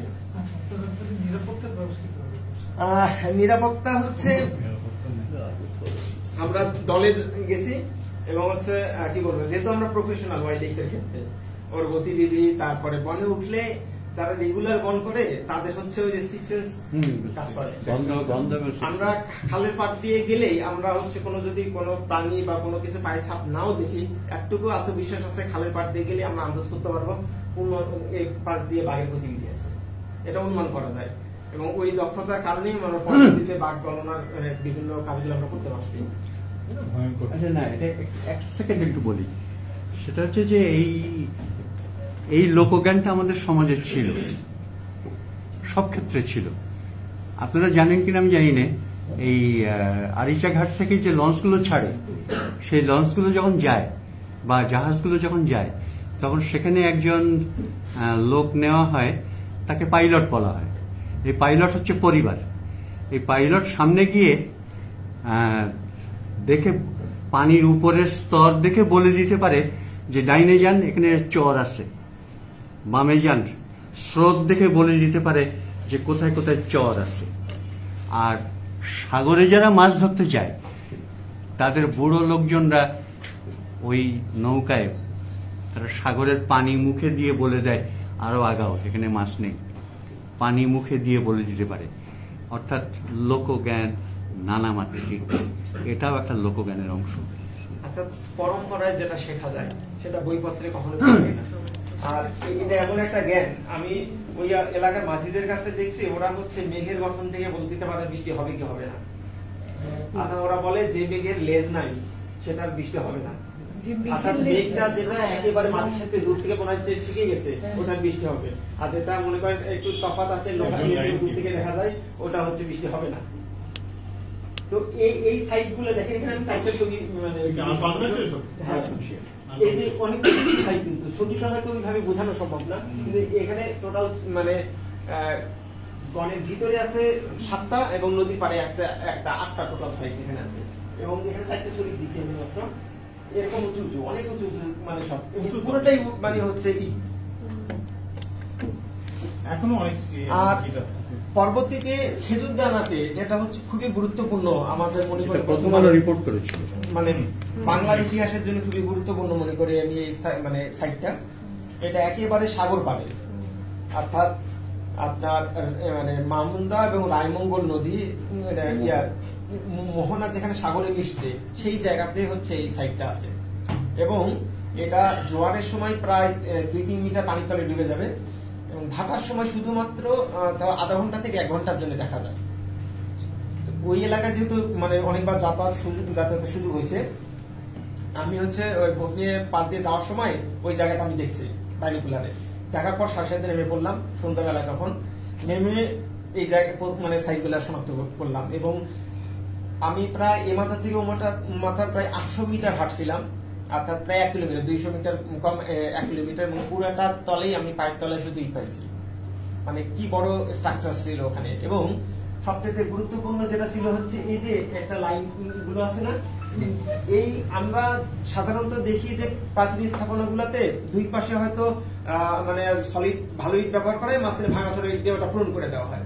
এই জায়গাতে যতগুলো স্থাপনা দেখছি একটা তো ভাঙা ইটের ব্যবহার হয়নি, সবগুলো আস্ত ইট ব্যবহার হয়েছে। তার মানে এটা খুবই গুরুত্বপূর্ণ ছিল, এবং এটা যে মজবুত করে রাখা দরকার ওই জন্য এখানে কোন রকমের ভাঙা ইটের ব্যবহার হয় নাই। এবং গত বছর না এই বছরের শুরুতেই আমরা গত বছরই সম্ভবত, দায়িত্ব মনে হচ্ছে না, আমি হচ্ছে আবার ওই খেজুর দানাতে গিয়ে একটা জায়গা আমি খুলে পরিষ্কার করছিলাম ভিতরে। মজার ব্যাপার, একবারে নিচের তলায় দিকে এসে আমি হচ্ছে পোড়া তুষ পাইছি, ওটা আমার তুষ, ধানের তুষ যেটা, ওটা পাইছি। ওটা স্যাম্পল আমার মানে সংরক্ষণ করে রাখা আছে, যদি কখনো সুযোগ হয় পরীক্ষা করার জন্য। হ্যাঁ, এই খেজুরদানা আর্কিওলজিক্যাল সাইটটা সাগর পাড়ে, অর্থাৎ এটা মোহনাতে আছে প্রায় 1 কিলোমিটার লম্বা এলাকা জুড়ে। আর এটা যদি আর সরাই বনের অন্যান্য খালতালে যে সরাই সিটে আছে টোটালটা যদি আমি করি তাহলে প্রায় 5 থেকে 6 স্কয়ার কিলোমিটার এলাকা জুড়ে আছে এই স্থাপনাগুলা। তার মানে চিন্তা করে দেখেন তৎকালীন সময়ে কত হিউজ একটা, আপনার ঢাকা 5 স্কয়ার কিলোমিটার, তাহলে এর সাথে তুলনা করেন 6 স্কয়ার কিলোমিটার ওটা কত বড় হইতে পারে। এটার কি কোনো রেফারেন্স করে পাইছিলেন যে এটা আসলে কি ছিল? না, এটাই হচ্ছে মানে এটাই হচ্ছে এই জায়গাগুলো প্রথম আর কি শনাক্ত আমার দ্বারা হয়েছে, যার জন্য এটা আগে কোনো রেফারেন্স পাই না। শুধুমাত্র পর্তুগিজদের কিছু রেফারেন্স আমরা খুঁজে পাই যে ওরা বলে মাউথ অফ গ্যাঞ্জিসে 5টা বড় প্রাচীন শহর ছিল, অর্থাৎ গঙ্গার 5টা শাখা যেখানে সাগরে মিশছে সেখানে 5টা বড় শহর ছিল, হতে পারে এইসব সেই জায়গাগুলো।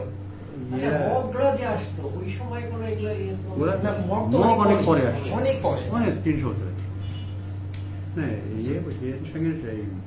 ওদের যে 30টা, ওটা নিয়ে আমি পরে আলোচনা করবো, ওটা আমি স্লাইড রাখছি। এইটাও হচ্ছে খোলপেটো নদী পাড়ে একটা স্থাপনা। আমরা এটা হচ্ছে পরবর্তীতে প্রত্নতত্ত্ব অধিদপ্তরের মহাপরিচালক আসছিলেন, তখন আমরা এটা পরিষ্কার করছিলাম। এবং এটার দেয়ালের থিকনেসটা মনে হয় বাংলাদেশের কোন আর্কিওলজিক্যাল সাইটে এত থিকনেসের দেয়াল ব্যবহার হয়নি। ধরেন এই টেবিলের মাথা থেকে মাথা পর্যন্ত আমার মেজারমেন্ট আমার এই মুহূর্তে মনে নাই, এটা হচ্ছে খনন করা হয়েছিল, মানে আমরা নিজেরা একদিন হঠাৎ করে এসে পরিষ্কার করে দেখলাম। আর গভীরতা ছিল হচ্ছে প্রায় এখন যে সুন্দরবনে মেঝে আছে অর্থাৎ নদীর পাড়ের যেটা দেখা যায় তার চেয়ে তো আপনার 1 মিটার নিচে, 1 মিটার নিচে একটা বালুর স্তর আছে। তখন হচ্ছে ওই বালুর স্তর থেকে এই এটা শুরু। মজার ব্যাপার হচ্ছে এখানে আমি যখন আরো 2 বছর আগে যাই তখন এখান থেকে ভিতরে সাতখালি নামে একটা খাল আছে, ওই সাপখালি খালে আমি হচ্ছে ভাটাতে যখন পড়তে গেলাম আমি আমার পায়ের তলে কাদো না পেয়ে আমি হচ্ছে বালু পেয়েছি। তখন আমার কাছে জিনিসটা সন্দেহ লাগছে যে এখানে এত দূরে বালু আসার কথা না, বালু কেন আসলে এর পিছনে অবশ্যই কোনো কারণ আছে। পরে আমি মিলাইছি এই পাশে নদীর মানে তার একেবারে কিলোমিটার খানিক অপোজিট সাইডে যখন এই স্থাপনা খুঁড়িয়ে নিচে আসলাম তখন দেখলাম যে মিটার খানিক নিচে এখানেও একটা বালুর স্তর আছে। তার মানে ওই বালুর স্তরটা ওই সময় উঁচু ছিল, যার জন্য ওখানে অবকাঠামো গুলো তৈরি হচ্ছে, কারণ ওরা তার কাদার মধ্যে সে অবকাঠামো করবে না। তার মানে এই কয়েক বছরে হচ্ছে কতখানি পরিবর্তন আসছে। এইখানে হচ্ছে সময়ের প্রতীক আমি এটাকে ধরি যে এখানে কিন্তু ভিতে মেজারমেন্টের ভিতে আমরা পাচ্ছি। আমার একটা ছোট্ট প্রশ্ন আছে, জি। আমি কিছু মনে করেন আজ যে ছবিটা দেখলাম জি। ওই যে কলাগাছিয়াতে যে প্রত্ন জি। এটা কি এমনিতে ধরেন যখন ভাটা থাকে তখন এমনি ভিজিবল থাকে নাকি পুড়ে বের করতে সেটা? না, এটা হচ্ছে যখন ভাটা হয় তখন দেখা যায় ভাটা জোয়ারে। হ্যাঁ জোয়ারে একটা নদীর ভাঙনে বের হয়ে আসছে। এখন অবশ্য কিছু নেই, এখন এটা একেবারে ভেঙে গেছে গত বছর, আগের বছর এটা শেষ হয়ে গেছে। গভর্নমেন্ট তখন একটা উঠে এটা দেখানোর জায়গাটাকে করছে। এটার এটার পাশে।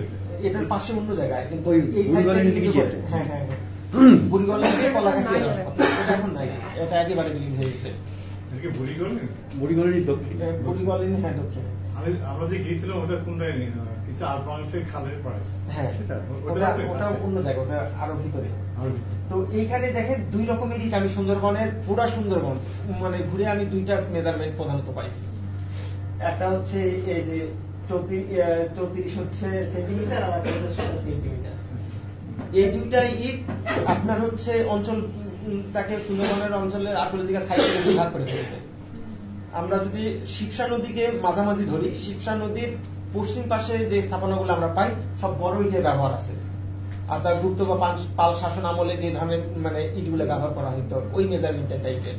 আর আমরা যদি শিবসার পূর্ব দিকে চলে যাই তখন আমরা পাই হচ্ছে এই ছোট ইটগুলোর ব্যবহার। জি, ছোটগুলো হচ্ছে আপনার মধ্যযুগের হতে পারে। আর শুধুমাত্র আমি যে কলাগাছিয়ার যে স্থাপনাটা দেখাইলাম ওইটাতে এই দুই ইটেরই ব্যবহার আছে এবং চুনসুরকিরও ব্যবহার আছে। দ্যাটস মিন ওটা হচ্ছে রিইউজ হয়েছে, ওটার পাশাপাশি দুইটা দেওয়াল আমরা পাইছিলাম, এটা রিইউজ হয়েছে। কিন্তু আপনার ভিতরে যেসব পাইছি ওটাতে ওখানেই শেষ, ওখানে আর কেউ ইউজ করে নাই। এবং সেক্ষেত্রে যে জায়গাটা ওইটা তো আমার কাছে মনে হয়েছে আপনার কারণে এই পাশের অনেক মানুষ বোধহয় স্ক্রিনটাই দেখতে পাচ্ছে না, আচ্ছা ওই পাশের মানুষগুলো দেখতে পাচ্ছে। এইভাবে যদি বলেন তাহলে সবাই দেখতে পাবে। জি, আচ্ছা, তো আমরা সেক্ষেত্রে ক্ষেত্রে যেটা মনে হয়েছে সেক্ষেত্রে রিইউজ হয়েছে ওটা, মানে ওটা আমি ওই স্থাপনাগুলোর এর আগেও দেখছি। তো ওই স্থাপনার হচ্ছে নিচের সাইডে আপনার কাদামাটি এবং বড় ইটের ব্যবহার পাইছি, উপরের দিকে আবার এই ছোট ইটের ব্যবহার পাইছিলাম আমি। তার মানে ওটা একেবারে আদি থেকে মানে হচ্ছে ইয়ে ছিল, মানে ব্যবহার ছিল, পরবর্তীতে আবার মানে অন্যান্যরা ব্যবহার করছে, কিন্তু সব জায়গাতে এটা করতে পারে নাই। তো আমি এই যে কিছু মৃৎপাত্র হচ্ছে ছবি এক একটা এক এক এলাকায় পাওয়া, যেটা হচ্ছে সেক্ষেত্রে কিছু পাইছিলাম। তারপরে হচ্ছে আপনার আচ্ছা এটা ছবিটা বলে যাও। আচ্ছা এগুলো কি আপনার কালেকশন আছে? হ্যাঁ সবগুলো আমার কালেকশনে।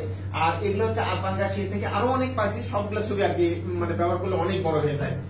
হচ্ছে কিছু নমুনা দেখানোর জন্য এই মানে এখানে বিভিন্ন মানে ডিজাইনের হচ্ছে আপনার নকশা করা মৃৎপাত্র পাইছি। মানে একটা জিনিস হচ্ছে আমি বরাবরই বলি যে একটা আর্কিওলজিক্যাল সাইটে যে যত ধরনের আমি মৃৎপাত্র পাইলাম এটা দিয়ে কিন্তু একটা অঞ্চলের মানুষের খাদ্যাভ্যাসের একটা ধরন বোঝা যায়। এই যে এটা যে রুটি তাওয়া আমরা বলি এখন, এই ডিজাইনটা আমরা অনেক পাইছি এবং ব্যাপক আকারে পাইছি। আমার তাতে মনে হয়েছে এখানে আপনার ভাতের চাইতে মানে রুটি বা এই ধরনের তাওয়া ব্যবহার হয় এমন খাবারটাই বেশি মানে খাওয়া হতো, যার জন্য এটার ব্যবহারটা ব্যাপক ভাবে আমি পাইছি। যদি ব্যবহার কম থাকতো তাহলে এত ভেরিয়েশন থাকতো না। আবার আপনার আরবাঙ্গাসিয়া ওই প্রত্নস্থলে আমি হচ্ছে মানে 2-3 বছরের ব্যবধানে দুইটা অভিযানে এরকম টেরাকোটার মৃৎপাত্র পাইছি। এটা কিন্তু কোনো ইটের গায়ে নয়, এটা একটা কোনো মৃৎপাত্রের গায়ে এই নকশাগুলো ছিল, মানে কোন একটা মানুষের অবয়ব। এটা হচ্ছে উপরের অংশ, এটা আলাদা, এটা আলাদা, এটা দুইটা দুই সময় খুঁজে পাওয়া, তবে একই প্রত্নস্থল থেকে।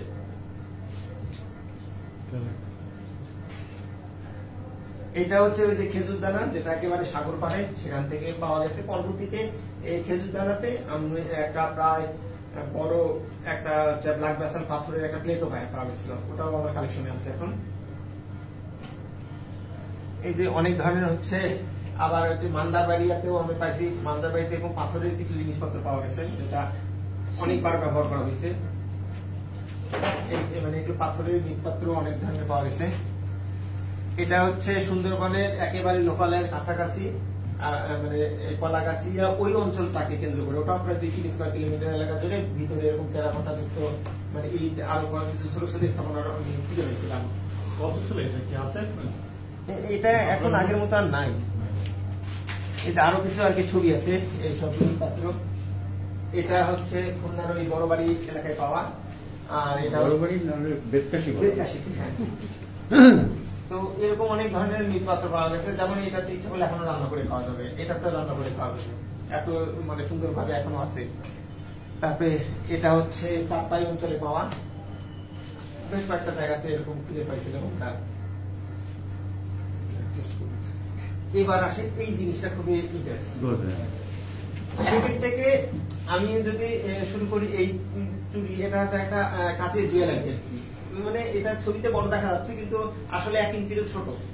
এইটা আমি সেকেন্ডটা শিবসা নদীর পাড়ে পাইছিলাম, একটা আর্কিওলজিক্যাল সাইট, একটা নদীতে ভেঙে গেলে ওই ইটের তলায় পাওয়া গেছে, ওটা সংরক্ষণ করলাম। পরে আমি ফিরে আসার পর আমার প্রায় পুরো 24 ঘন্টা লাগছে এটা হচ্ছে পুরো ইতিহাস বের করতে। মানে আমার কাছে মনে হয়েছিল এই জায়গাতে চুরিটা আসলে কিভাবে এখানে ব্যাকগ্রাউন্ড যদি আমরা দেখলাম যে আপনার 7ম শতাব্দীর পর থেকে 8ম শতাব্দী বা এই 14th শতাব্দী পর্যন্ত আপনার ভূমধ্য সাগরীয় অঞ্চলের যে আরব শেখের আছে তাদের পরিবারে এটা খুবই জনপ্রিয় হয়। এটা মূলত মানে গ্রিকদের তৈরি, রোমান গ্লাস জুয়েলারি মানে হিসেবে প্রথমে পরিচিতি পায় আপনার 7ম শতাব্দীর দিকে। পরবর্তীতে এসে এটা হচ্ছে আপনার মুসলিম হচ্ছে শেখ পরিবার, মানে মুসলিম শেখ পরিবারগুলোর মধ্যে এটা খুবই মানে জনপ্রিয়তা পায়, যার জন্য এটা পরবর্তীতে সারা ওয়ার্ল্ড মুসলিম গ্লাস জুয়েলারি হিসেবে পরিচিতি পায়। তো এইটা সুন্দরবনে পাওয়ার মানে একটা হচ্ছে ভালো একটা লিঙ্ক আমরা পাই যে সুন্দরবনে যে শেখের টেক নামে যে আর্কিওলজিক্যাল সাইটে পরিচিত, অর্থাৎ আরব কোন শেখের মাধ্যমেই তার পরিবারের মাধ্যমে এই জুয়েলারিটা এখানে আসছে, তার মানে আমরা একটা যোগসূত্র এখানে স্থাপন করতে পারছি। তারপরে আসেন, এটা হচ্ছে আরপাঙ্গাশিয়াতে পাওয়া প্রায় 1-1.5 বছর আগে যেটা সাইট আমরা পাইছিলাম আরপাঙ্গাশিয়াতে, ওটাতে হচ্ছে এটা প্রথমে আমি এটা পাই, এটা একবার ছোট্ট একটা ইটের মতন, কিন্তু আমার হাতে নেওয়ার পরে আমার কাছে সন্দেহ হয়েছে যে এটা সাধারণ ইট না, যেহেতু ঘষে পালিশ করা। পরে আমি এটা মানে শনাক্ত করা হইলো যে এটা হচ্ছে আপনার রেড অচর বা গিরিমাটি বলে, আপনার এটা বলে ইন্দাস ভ্যালি সিভিলাইজেশনের সময় থেকে এটা ব্যবহারটা শুরু হয় ব্যাপক, অর্থাৎ মৃৎপাত্রে রং করা, তার কালার হিসেবে ব্যবহার করা। আবার হ্যাঁ, আফ্রিকান অনেক সম্প্রদায় আছে যারা হচ্ছে এটা গুঁড়ো করে আপনার গায়ে মাখে মানে ক্রিম হিসেবে, এটাও আমি এখানে ওই আরপাঙ্গাশিয়াতে পাইছি। এটা খুবই একটা গুরুত্বপূর্ণ হচ্ছে এভিডেন্স ওই এলাকার জন্য। তারপরে আরপাঙ্গাশিয়াতেও আমি এই ব্রেসলেটটা পাইছিলাম, এটা ব্রোঞ্জের এবং এটা ছোট্ট একটা বাচ্চার হাতের হয়তো ব্রেসলেটটা হবে, এবং সেম টাইপের একটা ব্রেসলেট আপনার হচ্ছে গ্রিসের মিউজিয়ামেও আছে, একই মানে মেজারমেন্ট, একই সাইজের, মানে এটা জাস্ট হচ্ছে তুলনা করা।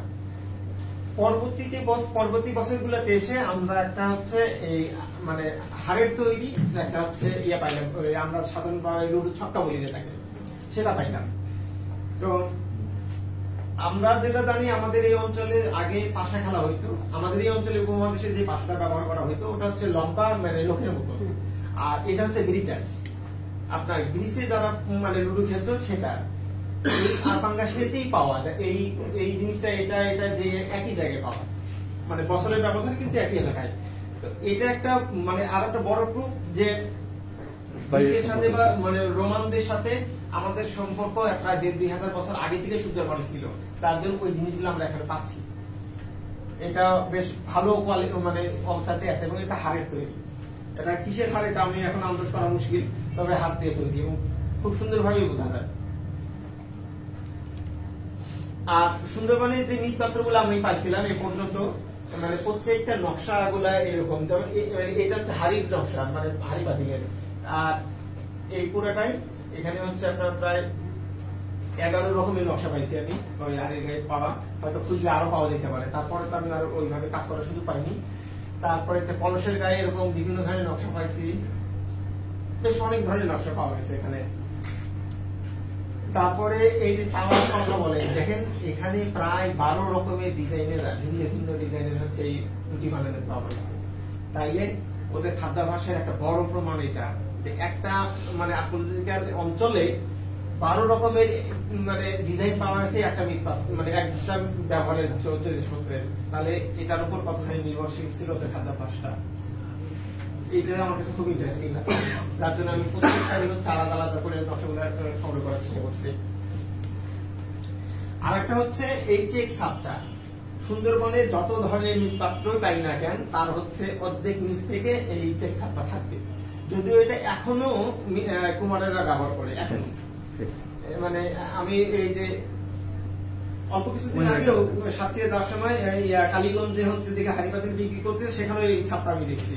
তো মজার ব্যাপার, এই ইউনিক ছাপটা আমাদের সুন্দরবন শুধু না, আপনার অস্ট্রেলিয়ার আদিবাসীরা এবং আপনার আমেরিকার হচ্ছে মেক্সিকোতে হচ্ছে যারা গ্রিন যুগে ওই সময় ওরাও ব্যবহার করতো। তার জন্য পুরা ওয়ার্ল্ড ওয়াইড এই নকশাটা একেবারে সবখানে ছড়ে আছে। এবং গত বছর মানে এই বছরের শুরুতে না লাস্ট হচ্ছে যে অভিযানটা করলাম, সেটাতে এই ছাপ দিয়ে মৃৎপাত্র বানানোর যতগুলা টুলস লাগে সবগুলো পেয়ে গেছি। এই ছাপটা কেন? এটা হয়তো ওরা কি কারণে ব্যবহার করছে এটা আন্দাজ করা মুশকিল। হয়তো পাত্রের মজবুতের কারণে হইতে পারে, মজবুতি দেয়, বা এটা হইতে পারে তাপটা ভালো করে ছড়ায়, এটা অনেক কিছু হইতে পারে। এটা হয়তো পরীক্ষা করলে বুঝতে পারবে, টেকনিক্যাল অনেক কিছু ব্যাপার থাকতে পারে। তো সুন্দরবনে বিভিন্ন জায়গায় বিভিন্ন টেরাকোটার ইট পাইছি, এটা জাস্ট কয়েকটা ইটের ছবি দিচ্ছে, আরো বিভিন্ন ধরনের টেরাকোটা আছে। তবে মজার ব্যাপার হচ্ছে সুন্দরবনে কোন ইটে এখন পর্যন্ত কোন প্রাণী বা মানুষের টেরাকোটা পাই নাই, শুধুমাত্র এই যে জ্যামিতিক বা ফুল পাতা নকশা এটাই।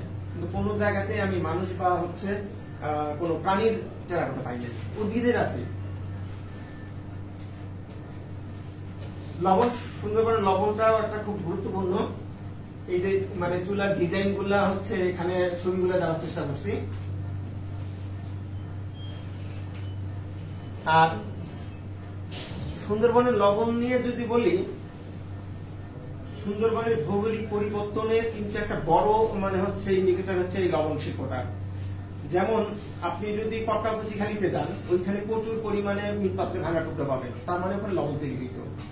এখন যেসব টুরিস্টরা বলে যে হচ্ছে টাইগার টিলা বলে, ওটা আদৌ কিন্তু টাইগার টিলা না, বাঘের জন্য কেউ তৈরি করেনি। ওটা হচ্ছে মানে লবণ তৈরির যে প্রাচীন পদ্ধতিটা আছে, সেই পদ্ধতি অনুসারে যে মানে উচ্ছিষ্ট যে মাটিটা হয়, অর্থাৎ লবণ বের করে রিফাইন করে বের করে নেওয়ার পরে যে অবশিষ্ট মাটিটা থাকে সেটাই স্তূপ, ওটাই এখন আমরা টাইগার টিলা হিসেবে চিনি।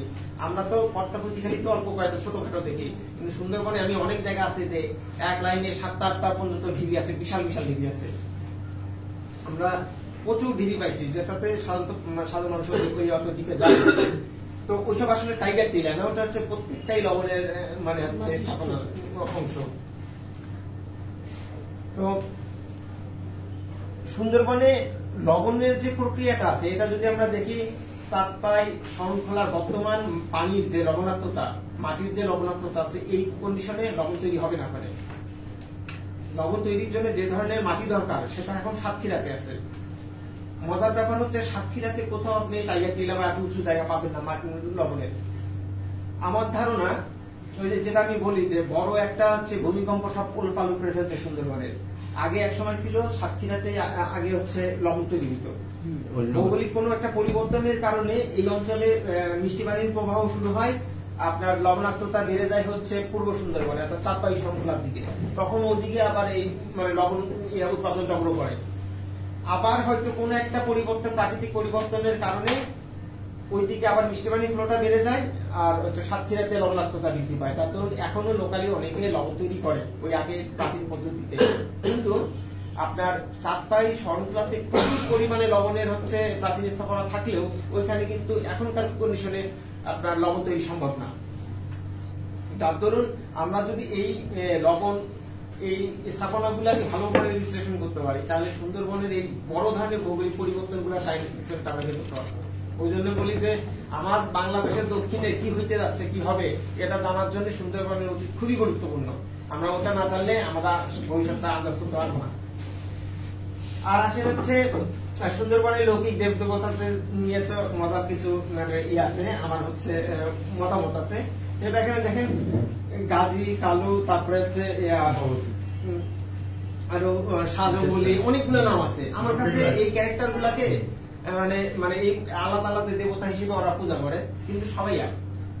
শুধুমাত্র বনদেবী বাদে, বনদেবীটা হচ্ছে যদি আমরা আদিম মানে হচ্ছে ইয়াগুলো সম্প্রদায়গুলোর কথা চিন্তা করি, ওদের হচ্ছে একটা মাতৃদেবী ছিল। মাতৃদেবীটাই পর্যায়ক্রমে সময়ের সাথে শাসক এবং মানুষের ধর্ম বিশ্বাসের সাথে পরিবর্তিত হয়ে ওটা এখন বনদেবীতে রূপান্তর হয়েছে। কিন্তু আমার মনে হয় ওটা হচ্ছে মানে যে মাতৃদেবী বা হচ্ছে আদিম বনের দেবী হিসেবে ওটারই হচ্ছে পরিবর্তিত রূপ। আবার দক্ষিণ রায়, তারপরে গাজী, এই যে বসন্ত রায়, সত্যপীঠ, মানে এই ক্যারেক্টার গুলা হয়তো সত্যপীঠটা একটু আলাদা হতে পারে, অন্যান্য গুলা হচ্ছে একই ক্যারেক্টার। আপনি যদি মানে ইন্ডিয়াতে আমাদের আমরা যদি পশ্চিমবঙ্গে যাই, ওদের সুন্দরবনে আইটের নামে ওরা একটা দেবতার কথা বলে। আপনি যদি এই নামগুলার বাংলা অর্থটা মানে একটু বিশ্লেষণ করেন, দেখেন আইট মানে হচ্ছে উঁচু জায়গা, উঁচু জায়গার অধীশ্বর, কিন্তু শুধুমাত্র নিচু। আমরা আইটেশ্বরের কথা বলতেছি, উঁচু জায়গার অধীশ্বর। আবার দক্ষিণ রায়, এটারও কিন্তু অর্থ একই দাঁড়ায়, দক্ষিণের যে রায়। আবার শাহ জঙ্গলে, জঙ্গলের যে শাহ, মুসলিম ভাষণ চলে আসলো, এটা হচ্ছে আসলে মানে এই যে আলাদা আলাদা আমরা ক্যারেক্টার দেখি পূজার সময়, অনেকগুলো আলাদা মূর্তি দেওয়া থাকে, কিন্তু আমার কাছে মনে হয়েছে এটা একই ব্যক্তির বিবর্তিত রূপ মাত্র। আমরা আগেরটাকেও অর্জন করি নাই, নতুন করে একটা ভাষণ তৈরি করে নিয়েছি। এটা হচ্ছে যে শাসক যখন আসছে তার ধর্মবিশ্বাস, তার প্রভাব, আর ওই অনুসারে মানুষের ধর্মের বিবর্তনের সাথে সাথে এই ক্যারেক্টার গুলো আলাদা আলাদা হয়ে গেছে। কিন্তু আবার যদি আপনি মেগাস্টুলিসের ভারত বিবরণ দেখেন, সেইখানে যদি দেখতে যাই আপনার হারকিউলিসের কথা আসে, গ্রিক মানে হচ্ছে হারকিউলিস। মজার ব্যাপার হচ্ছে আপনি যদি হারকিউলিস আর আইটেশ্বরকে মিলান, আপনি দুইয়ের মধ্যে কোনো পার্থক্য পাবেন না। শুধুমাত্র আইটেশ্বরের মূর্তিতে পরনে কাপড় থাকে, ব্যবধান শুধু একটুকুই। আইটেশ্বর মানে হয়তো কালো, আপনার হারকিউলিস হয়তো ফর্সা, কিন্তু চুলের গঠন বলেন, ওদের হাতে যে অস্ত্রটা ব্যবহার করে, অর্থাৎ হারকিউলিসের হচ্ছে যে হাতে যে অস্ত্রটা থাকে এবং আইটেশ্বরের হাতে যে অস্ত্রটা থাকে সেম জিনিস, এদের মধ্যে কিন্তু ব্যবধান নাই। এবং আমি যতটুকু জানি কুমিল্লা ময়নামতিতেও খননকালে হারকিউলিসের হচ্ছে মানে মনোগ্রাম সহ একটা পূজাও পাওয়া গেছে। তার মানে আমরা যদি এই বিবর্তিত রূপগুলা দেখি, আসলে মানে ওই আদি থেকে এটা অনেক মানে মজার কিছু সূত্র চলে আসে। এবার আসেন আমরা সুন্দরবনে আরো পিছনে চলে যাই। সুন্দরবন আমরা বলতেছি মানে অনেকে ভূতত্ত্ববিদ যারা আছে তারা বলতেছে সুন্দরবন গঠন 10,000 বছর আগে থেকে। আমার কাছে মনে হয়েছে যে না, আমরা সুন্দরবনের ভৌগোলিক গঠনটাকে আমরা ওইভাবে মানে বোঝার চেষ্টা করতেছি না। এখানে মানে একটা জিনিস বলি যে সুন্দরবন মানে আর্কোলজিক্যাল সাইটের গুলোর কথা আমরা যদি বাংলাদেশের উত্তরবঙ্গের কথা চিন্তা করি, এখানে আপনার কোন একটা গ্রামের কোন একটা নদীর পাড়ে যদি কোন একটা আমরা সাইট দেখি, সাধারণ মানুষ মুখ বলে দেয় যে ওটা হচ্ছে কুমোরপাড়া ছিল, যাদের ওখানে খোলা টোলা পাওয়া যায় বা খোলা নদীগুলো পাওয়া যায়। সুন্দরবনের ক্ষেত্রে ওই একই সমস্যা হয়েছে, যেখানে কোনো একটা কিছু পাওয়া যায় লবণের স্থাপনা ছিল। এই দুইটা কারণে এই দুইটাকে ইগনোর করা হয়, লবণের স্থাপনা আর কি খুঁজে দেখবে। কিন্তু এটা মানে আড়ালে যে আরো অনেক সমৃদ্ধ ইতিহাস আছে, এটা আমরা আমাদের আর্কোলজিক্যাল মানে আমাদের ডিপার্টমেন্ট গুলা বা মানে বিশারদরা এটা ওইভাবে যাচাই করে দেখে নাই কখনো। আর পাঙ্গাসিয়া যে 2 স্কয়ার কিলোমিটার যে স্থাপনাগুলো আমি দেখাইলাম, আমি এটার হচ্ছে একটা বর্ণনা আমার বইটাতেও আছে। সতীশচন্দ্র মিত্র উনি এই যে আগ্রাকোনা খাল দিয়ে মানে উনি ওনার দলবল নিয়ে আসছেন এবং ওই জায়গাতে এসে উনি ওই স্থাপনার ভাটার সময় কিছু লালচি মানে ভাঙাচোরা দেখছেন, উনাকে মনে করছেন ওটা লবণেরই স্থাপনা, উনি ওখানে নামেন নাই। উনি যদি নামতো তাহলে আরপাঙ্গাসিয়া উনার আবিষ্কার হইত। আমি ওখানে নামছি বিধায় আরপাঙ্গাসিয়াটা আমার আবিষ্কার হয়ে গেছে। একই জায়গা উনি কিন্তু উনার বই উল্লেখ করছে যে এখানে এরকম দেখছে, কিন্তু উনি ওখানে উল্লেখ করছে এটা লবণের স্থাপনা হবে। কিন্তু ওইখানে হচ্ছে উনি যদি তখন নেমে দেখতেন তাহলে আরপাঙ্গাসিয়ায় এত বড় স্থাপনা গুলা অনেক আগে আবিষ্কার করে দিত। তো যাই হোক, সুন্দরবনের ভূতত্ত্ব নিয়ে আমার মনে হয় আরো অনেক কাজ হওয়া উচিত। আমরা এর গঠনটা এখনো ভালো করে জানি না, জানলে হয়তো অসম্পূর্ণ। আমরা যে শুধুমাত্র বলতেছি যে হচ্ছে আপনার পলি পরে এই জায়গাটা তো জমছে, আমার মনে হয় তা না। গ্যাঞ্জিস ডেল্টার অংশ ধরা যায় সুন্দরবনকে, কিন্তু আমার কাছে যেটা মনে হয় তার বিপরীতটা। সুন্দরবন ছিল বিদায় গ্যাঞ্জিস ডেল্টা করে উঠছে। আপনি যদি আমাদের তো সোয়াচগ্ন গ্রাউন্ড আছে একেবারে অটল, যেটা আপনি যদি দেখেন উত্তর থেকে যদি পলিটা স্বাভাবিক ভাবে আসে, সেটা তো সোয়াচগ্ন গ্রাউন্ডে বিলীন হয়ে যাবে। এখানে আর হয়ে যাওয়ার কথা যদি কোনো বাধা না পায়। এখানে একটা ফ্যাক্টর ধরা হয় কি জোয়ার ভাটার বাধাটা ধরা হয়, জোয়ারের যে মিথস্ক্রিয়াটা হয় তার জন্য এখানে পলি ধরছে। আমার মনে হয় না সেটাই একমাত্র কারণ হতে পারে। দ্বিতীয়ত হচ্ছে আপনারা যদি গ্রামের মানুষ যারা আছেন জমিতে যদি কখনো পানি দিয়ে থাকেন, বা যখন এক জায়গায় মেশিনের মাধ্যমে পাইপের মাধ্যমে বালু ফেলা হয়, আপনারা দেখবেন যেখানে বালুটা পড়ে সেখানে গর্ত হয়, আর সামনে যে বালু জমে আগে একটা ওয়াল করে তোলে, তারপর আস্তে আস্তে পূরণ হইতে যায়। তা সুন্দরবনটা এইটা এট ফার্স্ট গ্যাঞ্জিস ডেল্টার ওয়াল হয়ে দাঁড়াইছে, তারপরে গ্যাঞ্জিস ডেল্টা হয়েছে জমছে, এবং গ্যাঞ্জিস ডেল্টার মাঝখানে যেটা এইটা হচ্ছে আপনার নবীন সুন্দরবন পুরাতন। এইটা আপনার ভূতাত্ত্বিক পরিবর্তনের কারণে অনেক সময় ডেবে গেছে, পরিবর্তন হয়েছে, যে সদা পরিবর্তনশীল বিধায় আপনার হচ্ছে আমাদের কাছে সুন্দরবনের উপরই অংশটা কাটা কাটাই মনে হয়, কিন্তু এই তলায় অনেক কিছু আছে যেটা আমরা জানি না।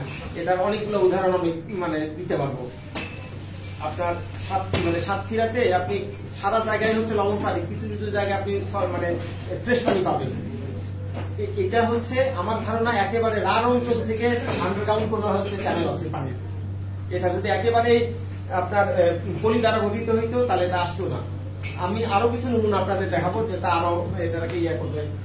আমি হচ্ছে একেবারে মন্দার বাড়ি যেটা সাগর পাড়ে, এইখানে এই পাথরের টুকরাটা হচ্ছে আমার আরেকজন টিম সদস্য ভাদি ওই পাইছিল। তো এটা হচ্ছে আমার কাছে মনে হয়েছে এটা একটা স্টোন টুল, পাথর যুগের অস্ত্র আমার, এবং এটা মনে হয়েছে যেটা হচ্ছে রার অঞ্চলে যে মানুষের হচ্ছে আদি মানুষরা যে মাইগ্রেট করে, তারা যখন এই অঞ্চল দিয়ে পর্যায়ক্রমে নোয়াখালী হয়ে মাইগ্রেট করে অস্ট্রেলিয়া পর্যন্ত, যেটা আমরা মাইগ্রেশন নিয়ে যদি আমরা একটু ঘাটাঘাটি করি ইজিলি পাওয়া যায়, ইন্টারনেট অনেক তথ্য ম্যাপ গুলো পাওয়া যায়।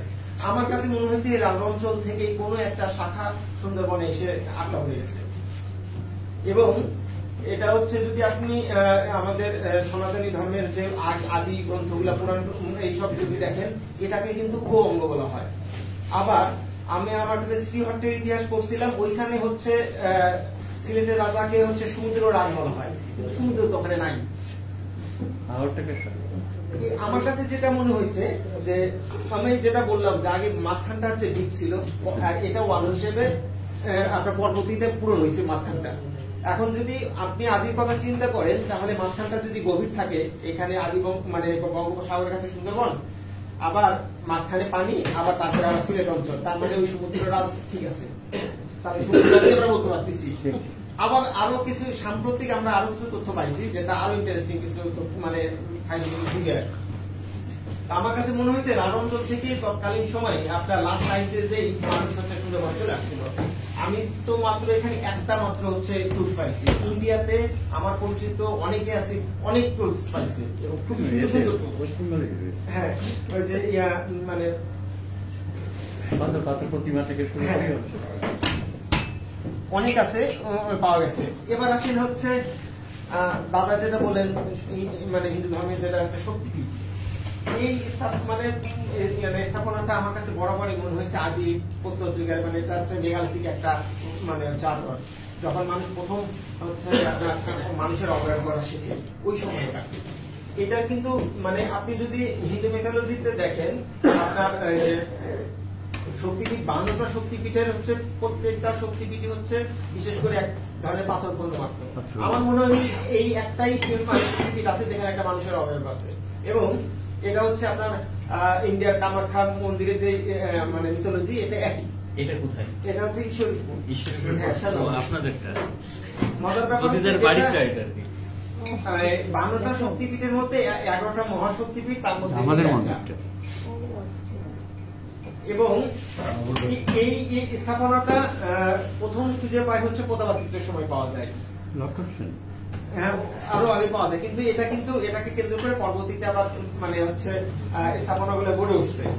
এটাকে কেউ তুলে আনার চেষ্টা করেনি। আমার ধারণা গভীরতা যদি দেখা যেত, কোনোভাবে যদি স্ক্যান করা যেত, আর অনেক ভালো তথ্য পাইত। এবং এইটা একটা মানে এখানে একটা বড় মিস্ট্রি যে হচ্ছে এই অঞ্চলে এত বড় ব্ল্যাক ডাস্টের পাথর আসলো থেকে। সুন্দরবনে কিন্তু বিভিন্ন জায়গায় অনেক ধরনের পাথর আমরা পাইছি, বেলে পাথর থেকে শুরু করে মার্বেল মানে পাওয়া গেছে। এখন এইটা মানে আরেকটা যেটা বললাম আইটের শট, অর্থাৎ উঁচু জায়গার অধিশ্বর। আমরা সুন্দরবনের সেকেকটা মন্দিরের মধ্যে এক প্রজাতির বাঘুর আছে, ছোট্ট বাঘুর প্রজাতি। মজার ব্যাপার হচ্ছে এটা নিয়ে একবার শনাক্ত করার পর কিছু একটা লেখা ইয়ে করছিলেন, এটা হচ্ছে মনিরুল ইসলাম স্যার, জাহাঙ্গীরনগর ইউনিভার্সিটি। উনি বললেন যে এই বাদুর প্রজাতিটা স্বাভাবিকভাবে সুন্দরবনে থাকার কথা না, এটা হচ্ছে টিলা এলাকার বাদুর। টিলাময় যেটা যেমন বাংলাদেশের সিলেট চট্টগ্রাম যে পাহাড়ি এলাকা আছে সেই এলাকার বাদুর প্রজাতি এটা। এখানে কিভাবে সে এখানে আটকাই গেল, এটা হচ্ছে খুবই একটা রহস্যময় বিষয়।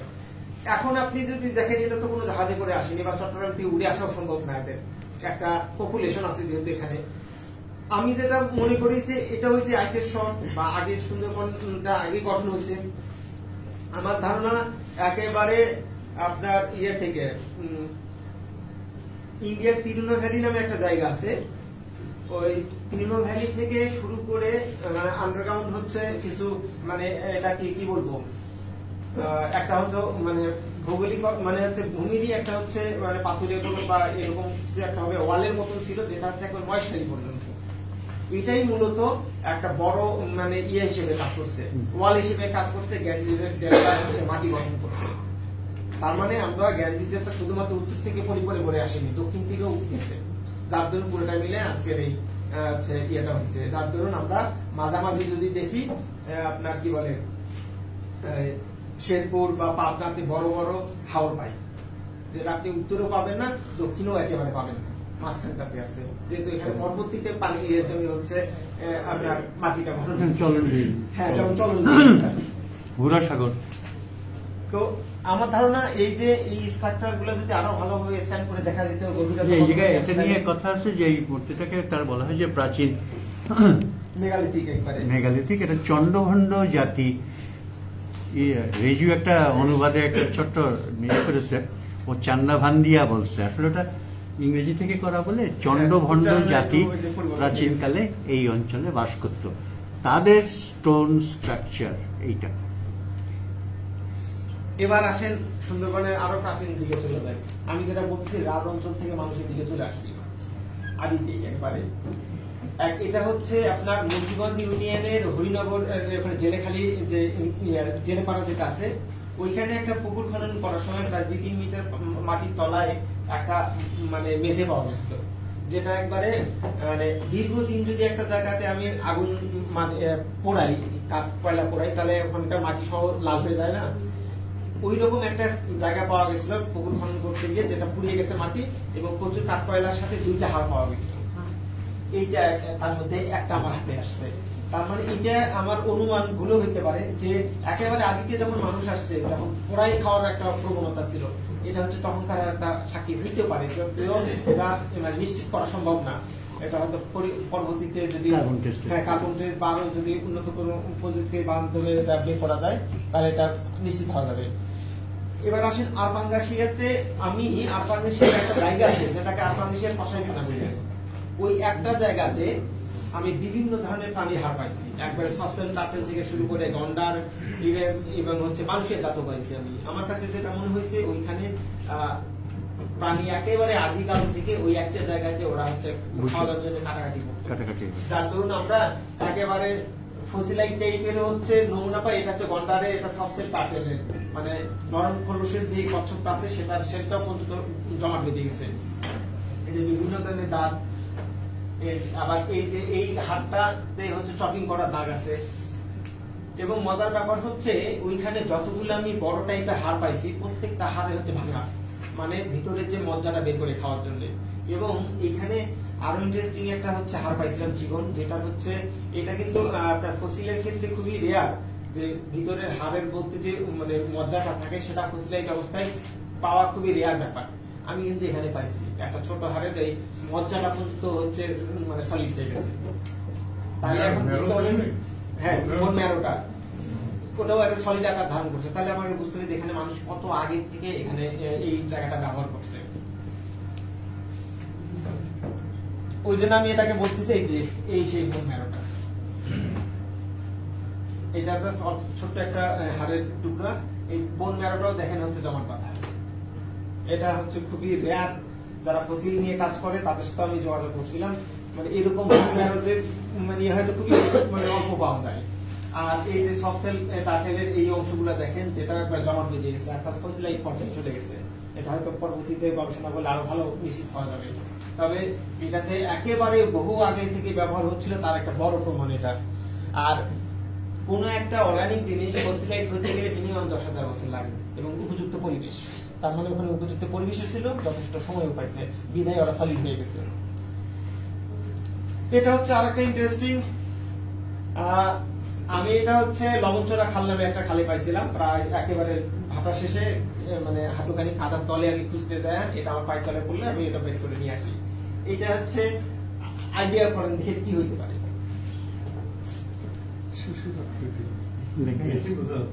লেখাই আছে একটা প্রাণীর হচ্ছে মল ফসিলাইট হয়ে গেছে, একটা কর্পোলাইট বলে। অর্থাৎ কোন একটা আমিষ খাই এরকম মানে মানে মাছ টাছ খাই এরকম একটা কোন প্রাণী পায়খানা করছে, সেটাই হচ্ছে ফসিলাইট হয়ে গেছে। এই ধরনের ফসিল গুলাই মানে প্রমাণ করে যে সুন্দরবনের বয়স খালি 10,000 বছর না। একটা মল ফসিলাইট হইতে গেলে তো 10,000 বছরের বেশি সময় এবং উপযুক্ত পরিবেশ দরকার। যদি তাই হইতো তাহলে এটা এখানে থাকার কথা ছিল না। আর এই জিনিসগুলো মানে জোয়ার ভাটায় ভেসে আসেনি কোনো টাইম। আবার দেখেন এই জায়গাটাতে প্রচুর, আমি কয়েকটা জায়গা পাইছিলাম যেখানে একবার স্তূপ আকারে আছে আপনার এই যে ওয়েস্টারের হচ্ছে মানে খোলস গুলা, যে ওয়েস্টার গুলার সাথে আপনার তিলনো ভ্যালির হচ্ছে ওয়েস্টারের ফসিলের খুব মিল আছে। তো তখন হচ্ছে আমি এটা নিশ্চিত হওয়ার জন্য আমার ইচ্ছা ছিল যে তিলনো ভ্যালিতে যাবো ইন্ডিয়াতে, কিন্তু মানে ওই যে করোনা হয়ে গেল, তারপরে আমার ভিসার মেয়াদ শেষ হয়ে গেল, পরে আর কোনো কারণে আমার যাওয়া হয়নি। কিন্তু ওইখানে যাইতে পারলে আমার মনে হয় আমি এটা আরো একটু নিশ্চিত করে বলতে পারতাম যে সুন্দরবন আসলে মাইসিন যুগ থেকে এখানে আছে কিনা। এটা নিশ্চিত হয়ে গেলে ওইখানটা হচ্ছে খুবই গুরুত্বপূর্ণ ইন্ডিয়ার তিলনো ভ্যালিটা দেখা। আর আমাদের মানে এই প্রত্নতাত্ত্বিক অনুসন্ধানগুলা যে শুধুমাত্র মানুষের ইতিহাসের জন্য গুরুত্বপূর্ণ তা না, এর বহুমাত্রিক হচ্ছে মানে ফলাফল আছে। আমি সুন্দরবনে হচ্ছে এই যে গন্ডারে যে দাঁতটা পাইছিলাম এটা প্রায় ফসিলাইট পর্যায়ে। আবার মানে আমরা আব্দুল জলিল উনার ইতিহাস থেকে আমরা পাই যে সেকেন্দার ডাক্তার নামে একজন, তার হচ্ছে কালেকশন মানে গন্ডারের মাথা আছে। আমি এই ছবিগুলো পরে ওখানে দেখছি, তুলছি। এটা হচ্ছে মানে গত বছর আপনার হচ্ছে ন্যাচারাল হিস্ট্রি অফ দ্য ওয়ার্ল্ডের হচ্ছে কত জানি ভার্সনে বের করছে আমার মনে নাই। আর তার the rhinoceros of south Asia ওদের ন্যাচারাল হিস্ট্রি তো ওরা ইয়ে করলো, যেখানে আমাদের সুন্দরবনের গন্ডারের হচ্ছে অংশ পাইছে। তার মানে এটা হচ্ছে ইন্টারন্যাশনালি এখন হচ্ছে সবাই জানে যেখানে গন্ডার ছিল এবং একেবারে আদি থেকেই ছিল। অর্থাৎ আমি যেটা বলতেছি যে মায়োসিন যুগেই কিন্তু এই ধরনের প্রাণীগুলা ডেভেলপ হয়। তার মধ্যে গন্ডার একটা। প্রথমে হচ্ছে তৃণভূমি অঞ্চল থেকে পরবর্তীতে এই প্রাণীগুলো ডেভেলপ মানে গড়ে ওঠে এই অঞ্চলে। যার দরুন আমরা বলেছি যে তরাই থেকে সুন্দরবন পর্যন্ত একটা ছিল, যার দরুন আমরা এখানে হচ্ছে তৃণভোজী প্রাণী যেমন পাই, এই গন্ডারটাকেও পাই। এটা কিন্তু হচ্ছে জাভা রাইনো প্রজাতি। সাগর তখন আরো নিচে ছিল এবং এই মানে মাটির সাথে একবার জাভান পর্যন্ত একটা পায়ে চলে যাওয়ার মতন একটা লিঙ্ক ছিল। বিদায় জাভা রাইনো যেমন সুন্দরবনে আমরা পাই, ইন্দোনেশিয়া জাভাতেও পাই, একই প্রজাতি। তাহলে টাইম ফ্রেম গুলো মিলাইলে আরো মজার কিছু তথ্য পাওয়া যাবে। এবং এইটা ফসিলাইট পর্যায়ে আছে এই দাঁতটা। এবং মজার ব্যাপার হচ্ছে এই দাঁতের এই যে ভাঁজের ফাঁকের মধ্যে কোন একটা গাছের উদ্ভিদের বীজ ওটাও জমা রেখে আছে, বীজটা ওর মধ্যে আছে। আমি ওটা বের করে নিয়ে ওখানে ওভাবেই রাখছি। ধন্যবাদ। এটা নিয়েই হচ্ছে আমার অবজারভেশন গুলো নিয়ে মানে আর আমার বইটাতে কয়েকটা অধ্যায় আছে ওয়াইল্ড লাইফ নিয়ে, যেহেতু কাজ করছি হিউম্যান ওয়াইল্ড লাইফ কনফ্লিক্ট নিয়ে, এই বিষয়গুলো নিয়ে হচ্ছে পরবর্তীতে এখন প্রশ্ন।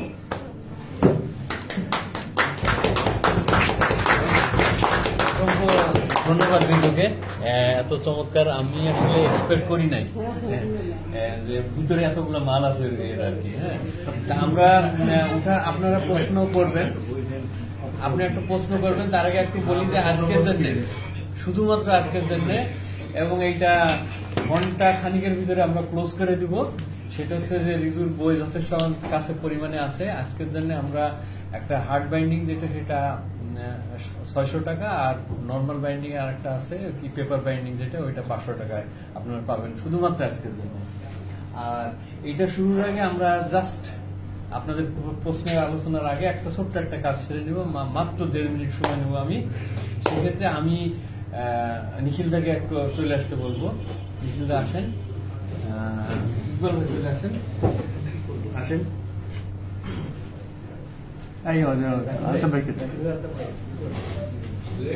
জাকির ভাই আপনি আসেন।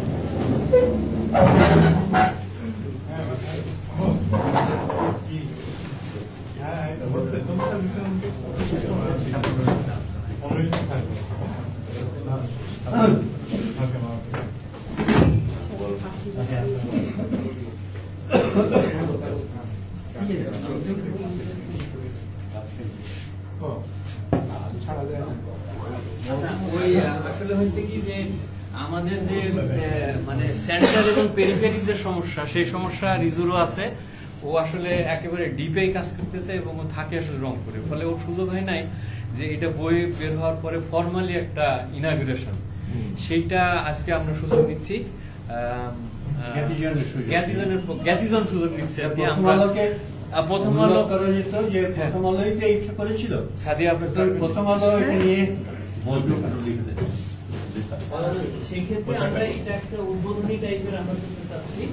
একটু কাইন্ডলি আপনারা বইগুলো নিয়ে যদি একটু দাঁড়ান, প্রত্যেকে একটু দাঁড়ান, আমরা জাস্ট একটু ফটো তুলি, এমনি আর কি দাঁড়িয়ে, জাস্ট একটু দাঁড়িয়ে।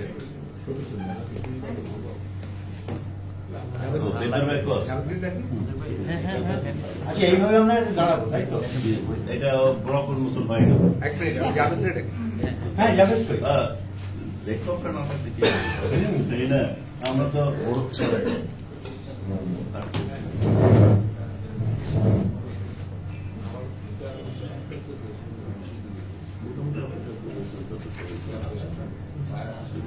অনেক কাজ, এখন আরো অনেকের কাজ করা উচিত সুন্দরবনে। সিরিয়াস কাজ করা হচ্ছে। হ্যাঁ, ফান্ড জোগাড় করে তাহলে ভালোভাবে কাজ করা যাবে। কোন কাজই তো হয়নি, রিজু ভাই ছাড়া কাউকে তো দেখি, রিজু ছাড়া কাজ করে ইভেন হচ্ছে ভাই। হ্যাঁ, মাজার না থাকে, আমি ফটো তোলা যাই ক্যামেরার পিছনে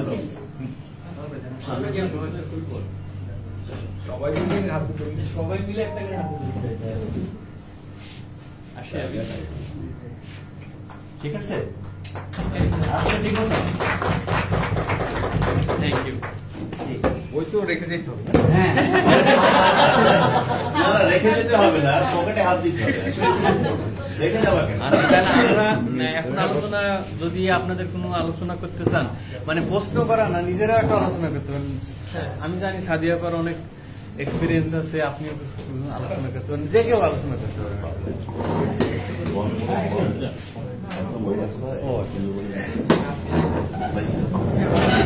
ছোট ছোট মরক আমার বাবা করে দিয়ে আমরা বন্ধ তারপরে শরীরের মাংস শুকানো, আগে তো একটু নিষিদ্ধ ছিল। হ্যাঁ, শুকানো শুকাইলে শুকাই। আর ঢেকি শাক, জানেন ঢেকি শাক? হ্যাঁ, ঢেকি শাক দিয়া হরিণের মাংস রান্নার একটা টেস্ট আমি এখনো করি না। আমার মা এটা করতো আর কি, ওই জঙ্গল থেকে ঢেকি শাক করে হরিণের মাংস, শুকনা হরিণ। হ্যাঁ, একটু আসতে কথা বলে শুনি। একটা প্রশ্ন বলছিলেন যে দক্ষিণাঞ্চলে কি হচ্ছে, এই পরিবর্তন এখন কি পরিবর্তন হচ্ছে এবং সামনে কি পরিবর্তন হতে পারে, এইটা ধারণা করতে গেলে সুন্দরবনকে বুঝতে হবে। কোট অ্যান্ড কোট আপনি এই ব্যাপারটাকে যদি আর একটু বিস্তারিত করতে ছোট করে, যে এই পরিবর্তনের সাথে সুন্দরবনের সম্পর্কটা। আমার কাছে যেটা মনে হয়েছে ওখানকার আর্কিওলজিক্যাল সাইটগুলো থেকে, যে আমরা যদি একটা অঞ্চল থেকে মানুষ চলে যায়, সে তার ব্যবহৃত জিনিসপত্র নিয়ে চলে যাবে। আর আমি যখন ওই সাইটগুলোতে পাইছি, মানে পার ভাঙনে যে জিনিসপত্রগুলো বেরিয়ে আসছে, আমি যদি এখন যেটা করা হয় একটা প্লেটের উপরে আরেকটা প্লেট এভাবে ধরে ধরে সাজানো হয়, আমি এরকম করে সাজানো মানে ওটাকে কি বলে ওরা মানে মাটির হচ্ছে এটা সরা যেটা বলে, হ্যাঁ সরা এরকম করে থরে থরে সাজানো পাইছে, তার মানে ওরা হচ্ছে জিনিসগুলো সরে মানে নিয়ে যাওয়ার সময় পাই নাই, এটা একটা বিষয়। দ্বিতীয়ত হচ্ছে আমরা যদি সতীচন্দ্র মিত্র বা আব্দুল জলিলেরও বই দেখি, ওনারা কিন্তু যখন এখানে হচ্ছে 1600 শতাব্দীর দিকে খান আলী আসেন, তখন উনি রাস্তার 1500 দিকে তখন হচ্ছে আপনার রাস্তা করার সময় উনারা মাটির তলায় মাটি খোঁড়ার সময় প্রচুর পরিমাণে হাড়গোড় পাইছে, মানে যার জন্য ওটাকে ওরা হচ্ছে মৃতের শহরও বলতেছে যে এত পরিমাণ হচ্ছে মাটির তলায় হাড় ইয়ে করা ছিল, জমা স্তূপ আকারে ছিল। এখন যিনি দেখেন যে স্তূপ আসলে হয় কি করে, ওটা তো কবর যে ছিল না এটা নিশ্চিত, কেননা মুসলমান আসার আগে তার কবর হয়নি, হয়তো কিছু ধর্মীয় বিশ্বাসে তাদের ধরনগুলো আলাদা আলাদা, কিন্তু এটা ছিল স্তূপ আকারে। এখন হচ্ছে আমার যেটা মনে হয়েছে যে ওটা একটা কোনো সুনামি হয়েছে, যেটা হচ্ছে এখানকার মানুষগুলোকে একেবারে ভাষায় নিয়ে ওইখানে যে জড়ো করছে। আমার আরো যারা পরিচিত আছে, যারা হচ্ছে আপনার ইন্ডিয়াতে ওরা কাজ করতেছে, কলকাতা ইউনিভার্সিটির একজন পিএইচডি করতেছেন আর্কোলজিতে, উনি সাম্প্রতিক একটা জায়গা খুঁজে পাইছেন যেখানে প্রায় 100 খানিক মানুষের হাড় স্তূপ আছে এবং প্রত্যেকটাই মেজারমেন্ট প্রায় 6 ফুটের উপরে। আমি যদি জিনিসটাকে আরেকটু স্পেসিফিক করতে চাই, সেটা হচ্ছে আপনি কি এরকম বলতে চাচ্ছেন যে আসলে প্রাকৃতিক বিপর্যয় দক্ষিণাঞ্চলে কিভাবে প্রভাব ফেলতে পারে ভবিষ্যতে, সেটার একটা ধারণা পাওয়া যাবে? সুন্দরবনের পরিবর্তন দেখতে ব্যাপারটা কি প্রাকৃতিক বিপর্যয়ের সাথে মিলাচ্ছে?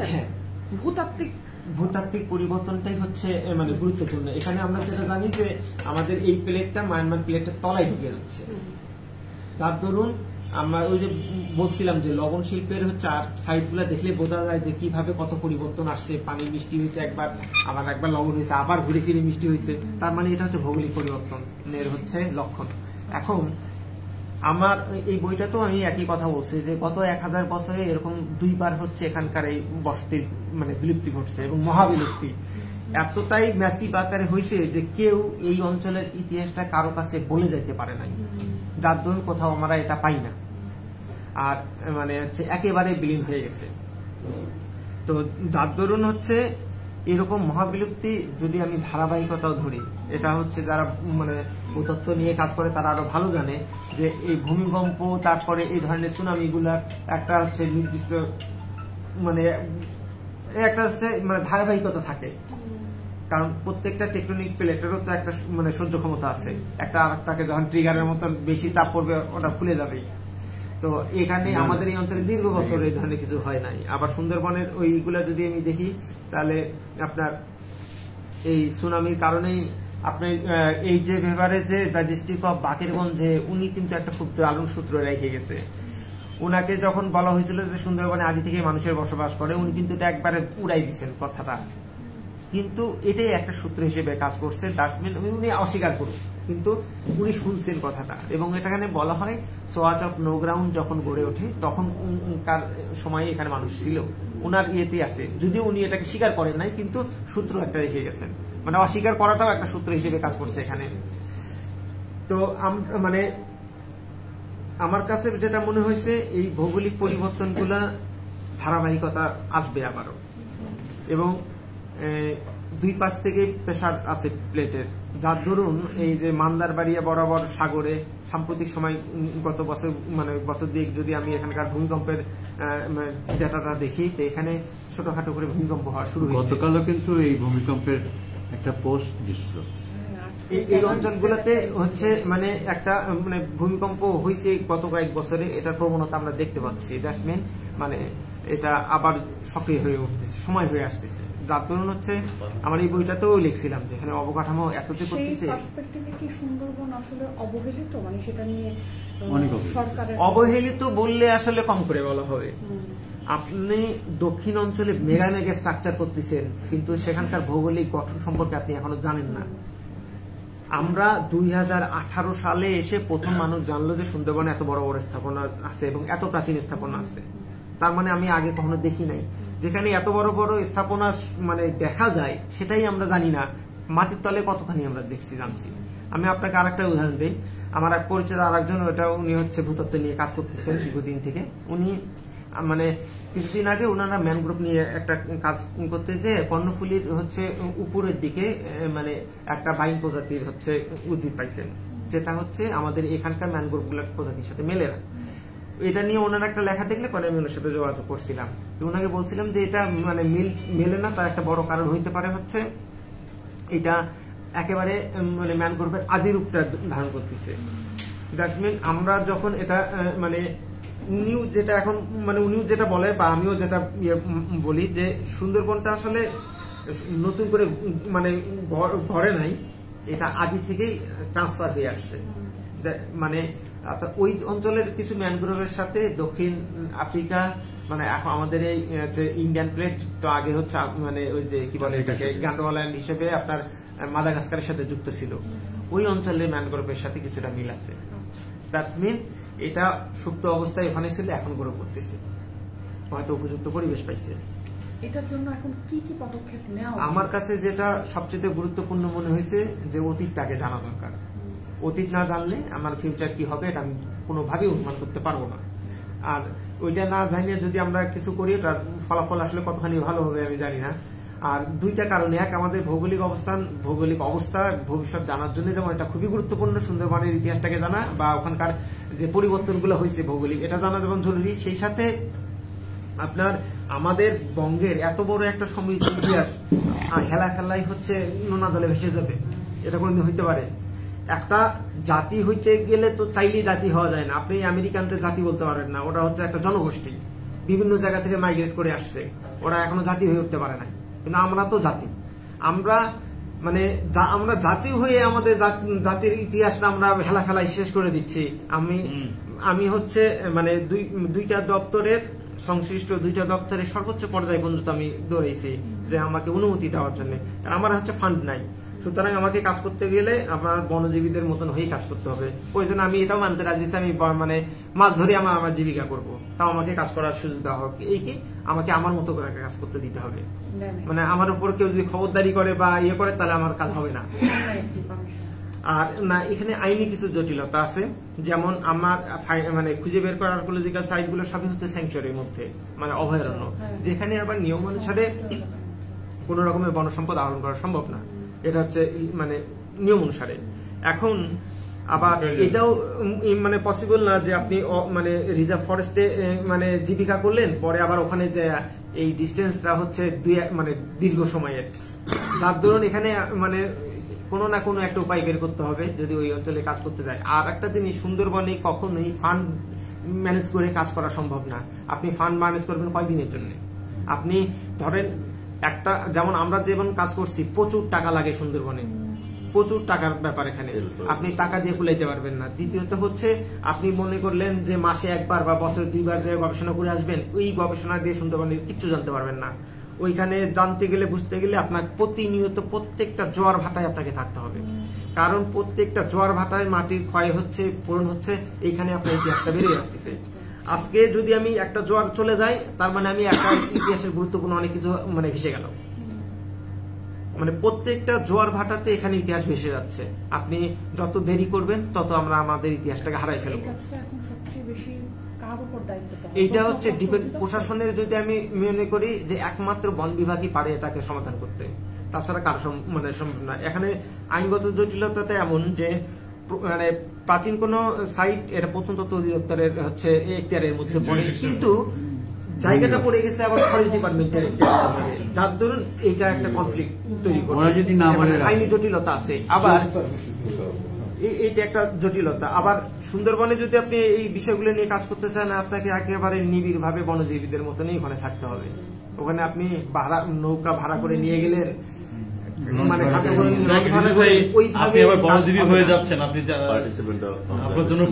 ওইভাবে হচ্ছে কখনোই সুন্দরবনে কাজ করা সম্ভব না। এর একটা বড় উদাহরণ যদি দেই, আমরা হচ্ছে ইন্ডিয়ার হচ্ছে পাথর প্রতিভায় বিশ্বজিৎ সাহু নামে একজন আছে, উনি প্রায় 30-35 বছর ধরে এই কাজগুলো করে আসছে। উনার কালেকশন দেখলে মানে আপনি অবাক হয়ে যাবেন যে একটা মানুষ এই 30-35 বছরে কি করছে। উনার সাথে যদি আমার কালেকশনের তুলনা করি তাহলে মনে করা হয় যে মানে ওই সমুদ্রের কাছে হয়তো এক নদী পানিও না, কিন্তু উনি যেভাবে কাজ করার সুযোগটা পাইছে আমাদের উনি যেটা আছে ডিস্ট্রিক্ট আমার বইটা তো অনেক ভিজুয়াল আছে। আছে। আমাদের মিনিস্ট্রিও হেল্প করে। ওইটাই। কিন্তু আমাদের মানে এটাই হচ্ছে দুর্ভাগ্যের জায়গা যে হচ্ছে আমরা মানে গভর্নমেন্ট থেকে তো কোনো সহযোগিতাই পাইনি, স্বীকৃত তো পরের বিষয়। ইকবাল ভাই কি বলতে চাচ্ছিলেন বলেন। ও, এখানে একটা মানে ইয়ে দেখেন, এই বইটা কিন্তু বের হইতে আমার অনেক প্রায় 4-5 বছরের মতো সময় লাগছে এই বইটা প্রকাশ করতে। আপনার ইন্ডিয়া থেকেও 2টা প্রকাশনা থেকে যোগাযোগ করছিল, কিন্তু আমার কাছে আমার মনে হয় আমি বাংলাদেশে যখন পারলাম না, ইন্ডিয়া থেকে কিন্তু যোগাযোগ করছিল ওরা প্রকাশ করবে। আমার কাছে যেটা মনে হয়েছে ইতিহাস আমার দেশে প্রথম জানবে মানুষ, সেটাকে আরেক দেশ থেকে আমি প্রকাশ করে নিয়ে আসবো। আমরা এতই অথর্ব হয়ে গেলাম, প্রয়োজনে মানে বই আকারে প্রকাশ করবো না, আমি হচ্ছে পিডিএফ আকারে মানে ফেসবুকে মানে ইয়ে করবো, প্রকাশ করবো। আমার ক্রেডিটের দরকার নাই, আমার কথা হচ্ছে মানুষ তথ্য জানুক আমার দেশে। আপনাকে আমি একটা ছোট প্রশ্ন করি, এইখানে আপনার বিবেচনায় বা গবেষণা দিয়ে মনে হয় যে এই যে এখানে একটা বসতি ছিল যেটা আপনি দেখালেন, এই বসতিটা কত বছর টিকে ছিল মনে হয়, কোন ধারণা আছে? এটা আমার ধারণা হচ্ছে 1200 শতাব্দীর পর পর্যন্ত, 1300 শতাব্দী পর্যন্ত প্রথমটা টিকে ছিল। তারপরে এসে হয়তো বা 1500 দিকে আবার নতুন করে গড়ে উঠছে, আবার হচ্ছে হয়তো 1700 শেষ এখন হয়েছে। দ্বিতীয় প্রশ্ন হলো এই যে বসতি এলাকা, এটা কিন্তু হ্যাঁ, এটা কি সুন্দরবন বলবো কিনা তখনকার পার্সপেক্টিভে? অবশ্যই বলবো। সেই শুরুতেই আমি এই কথাটা অবস্থান বলেছিলাম। বললেও একটা কথা আছে, এটা আমরা তো এখন তো মানে মানুষের বসতি মানে আর কোনো প্রাণী থাকতে পারবে না, যারে পাও পিটাই মেরে ফেলা যাবে। কিন্তু মানুষ তো প্রকৃতির সাথে বড় হয়েছে। আমাদের পৃথিবীতে এরকম অনেক উদাহরণ আছে, এখন পর্যন্ত অ্যামাজনে অনেক মানে গোত্র আছে যারা অ্যামাজন জঙ্গলের মধ্যে বসবাস করতেছে। আমাদের চট্টগ্রামে অনেক আদিবাসী বা ক্ষুদ্র নিগোষ্ঠীর আছে যারা বনের মধ্যে বসবাস করতেছে। না ঠিক আছে, তাহলে এখানে ছিল এটা। আর এখন যে আপনি 1 কিলোমিটার রেডিয়াসের কথা বললেন, 2 কিলোমিটার হাঁটছেন বিভিন্ন জায়গা ভাগে এখানে সুন্দর গাছ কি এখন সুন্দরী গাছ আছে? আছে।